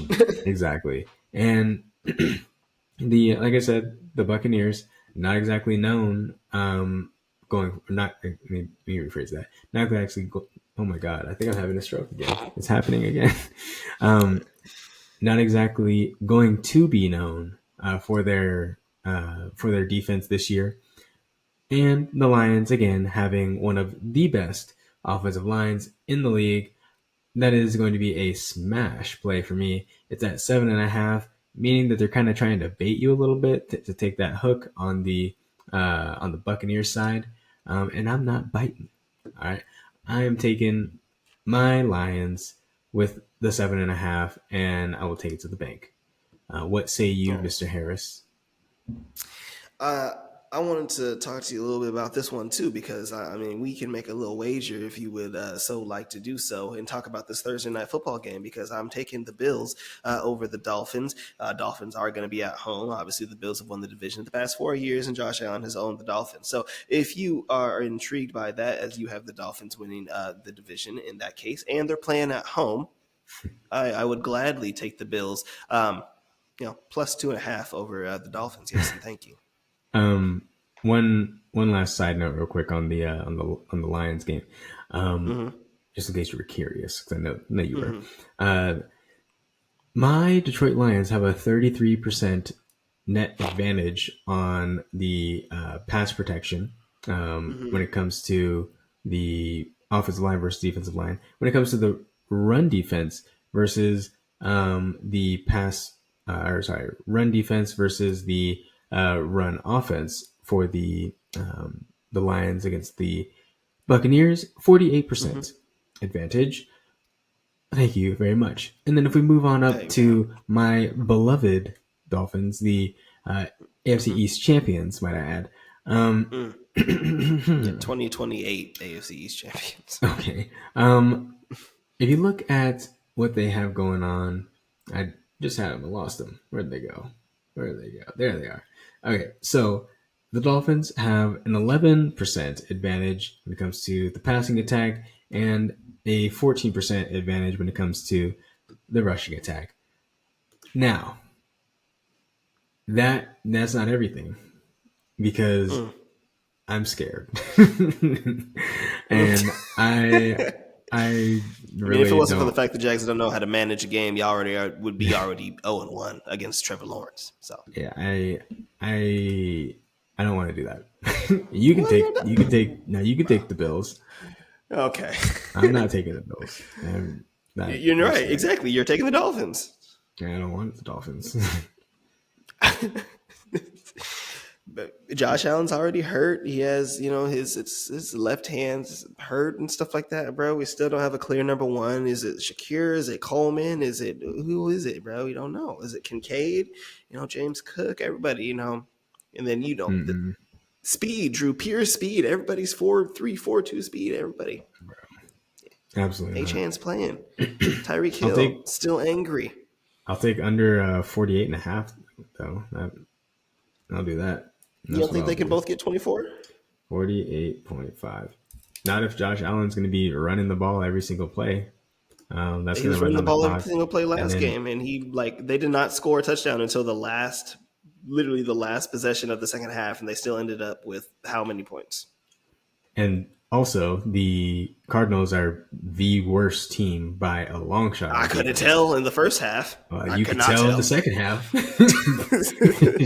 So I'm just saying, 34 points in basically a half is ridiculous. and again, And you know who that's did not that going to recently? I happen. think the Dolphins did that against the Broncos last year, Drew. So you should take the Dolphins, bro. Look what they're capable of. Hell no, I'm not doing that.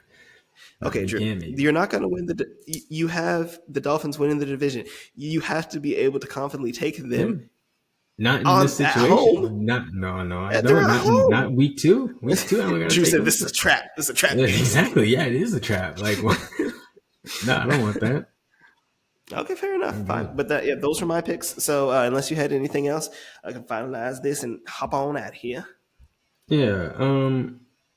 A couple things I'm wavering on here. For one, I'm tempted with the Mm-hmm. Seahawks because of how I'm how scared. like lackluster their offense really looked and how good the Patriots looked. So it's kind of a They didn't buy look low, good. sell high kind of thing on Yeah. both those teams. And with it being 3.5, personally, I already took I already bet this like back in Is it at like Gillette? Yeah, August. it is. Yeah, bet this back in August when it was -2 for the Seahawks. So like, and I still like it at -3.5. So I'll take that -3.5.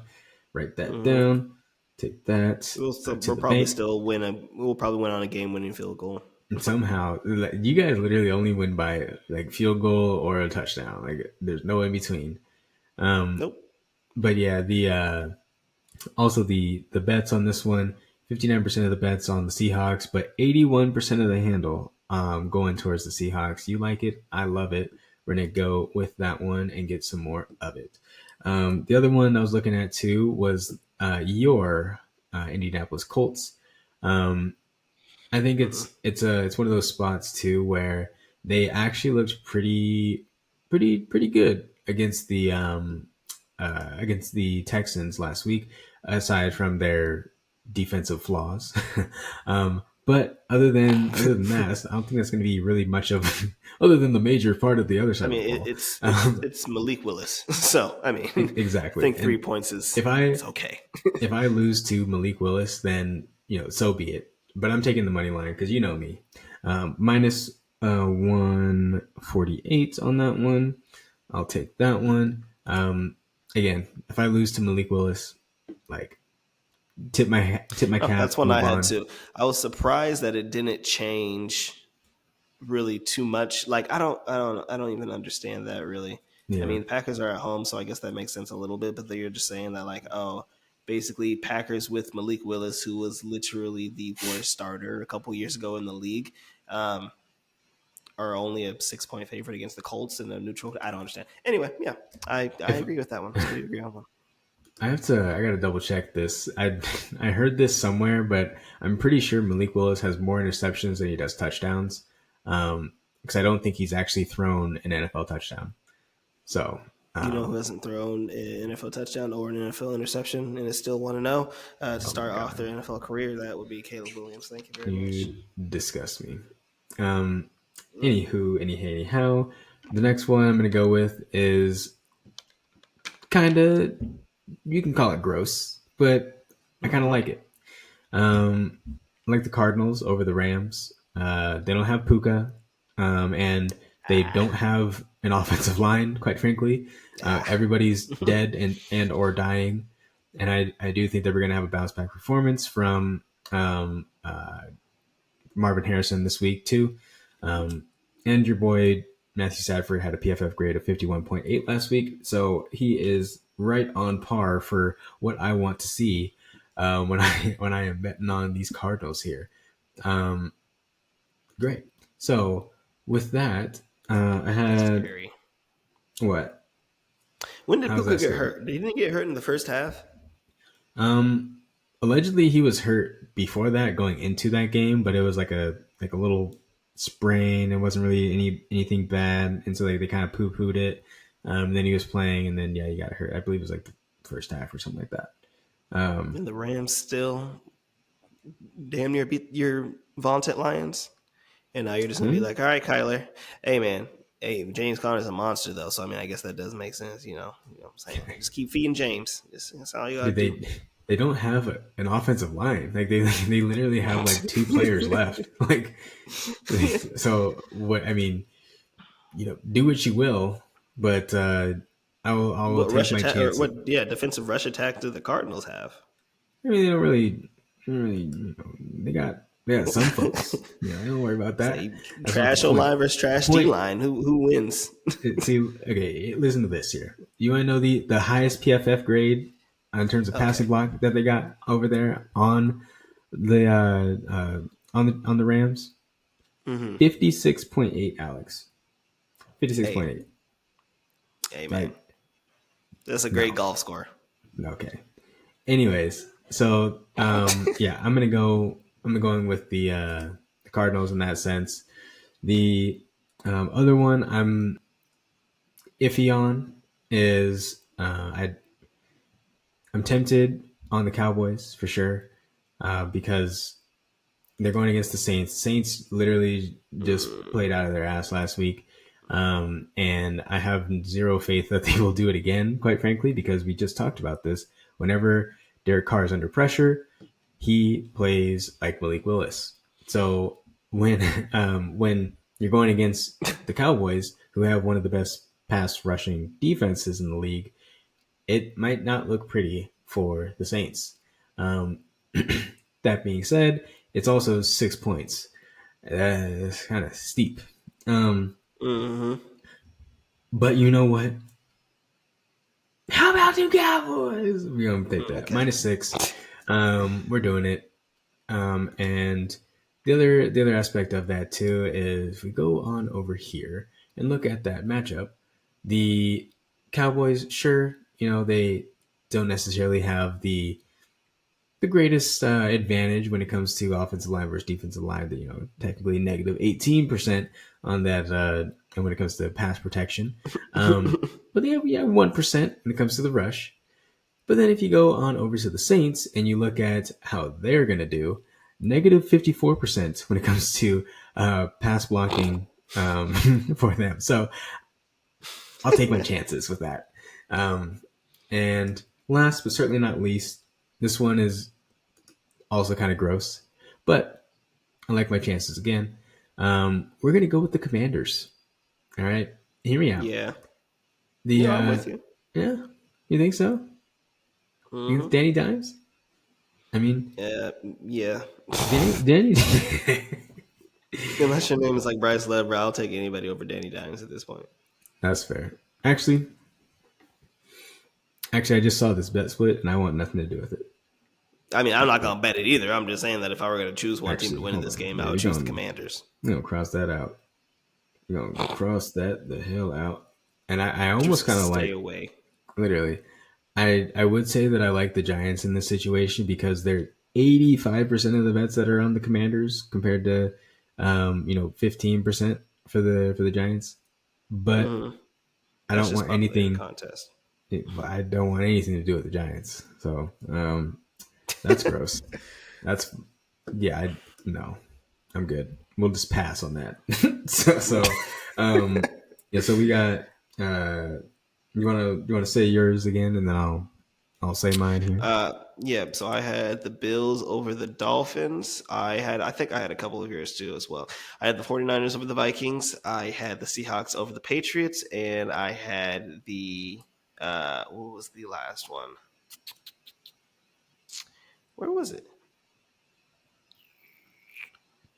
I had a fourth one, but now I can't find it. So yeah, you can go over your three. I'll find, or your few. I'll find it eventually.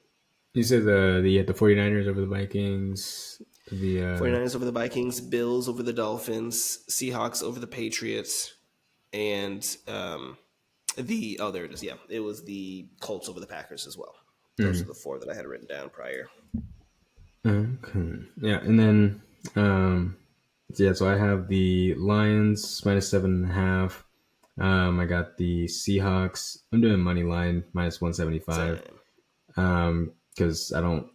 Yeah, no, Seahawks be playing games. And so then we got the Colts. Also going money line with that one there. And then that's minus 148. And then we got the Cardinals. I believe they're 1 point favorite. Basically just pick them and taking the money line, obviously, on that. Cowboys minus 6. We have the under as well in the Dolphins and Bills game at 80 or 84, 48.5.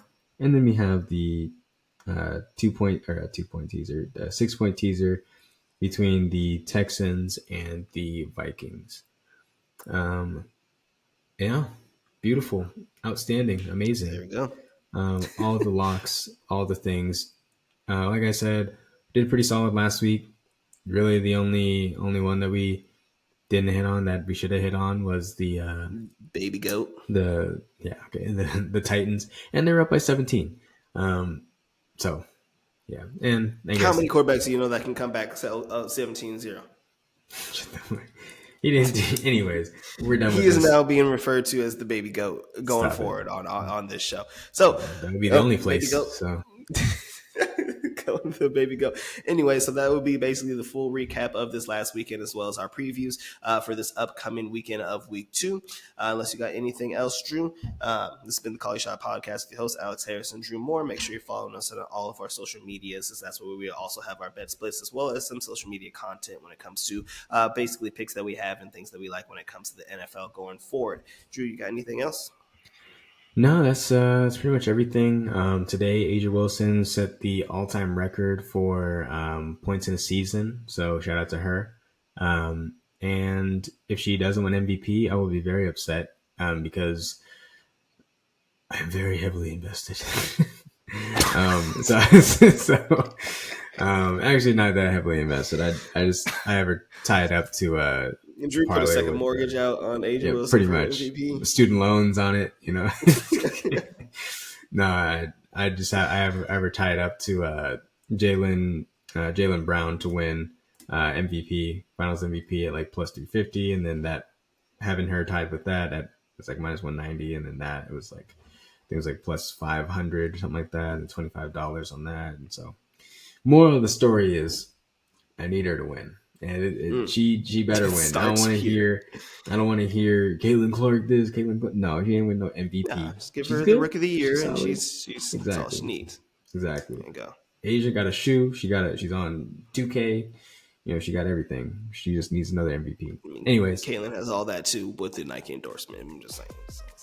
She ain't on the cover. 2K. You know so I mean, true. Exactly. Next year. All right, perfect. We'll see y'all next week. Absolutely. Caleb Williams is a bust. Anyways, that is all. Peace out. Baby go. Jesus Christ. Oh, shit. Jesus Christ. Oh, yep. Time got a little away.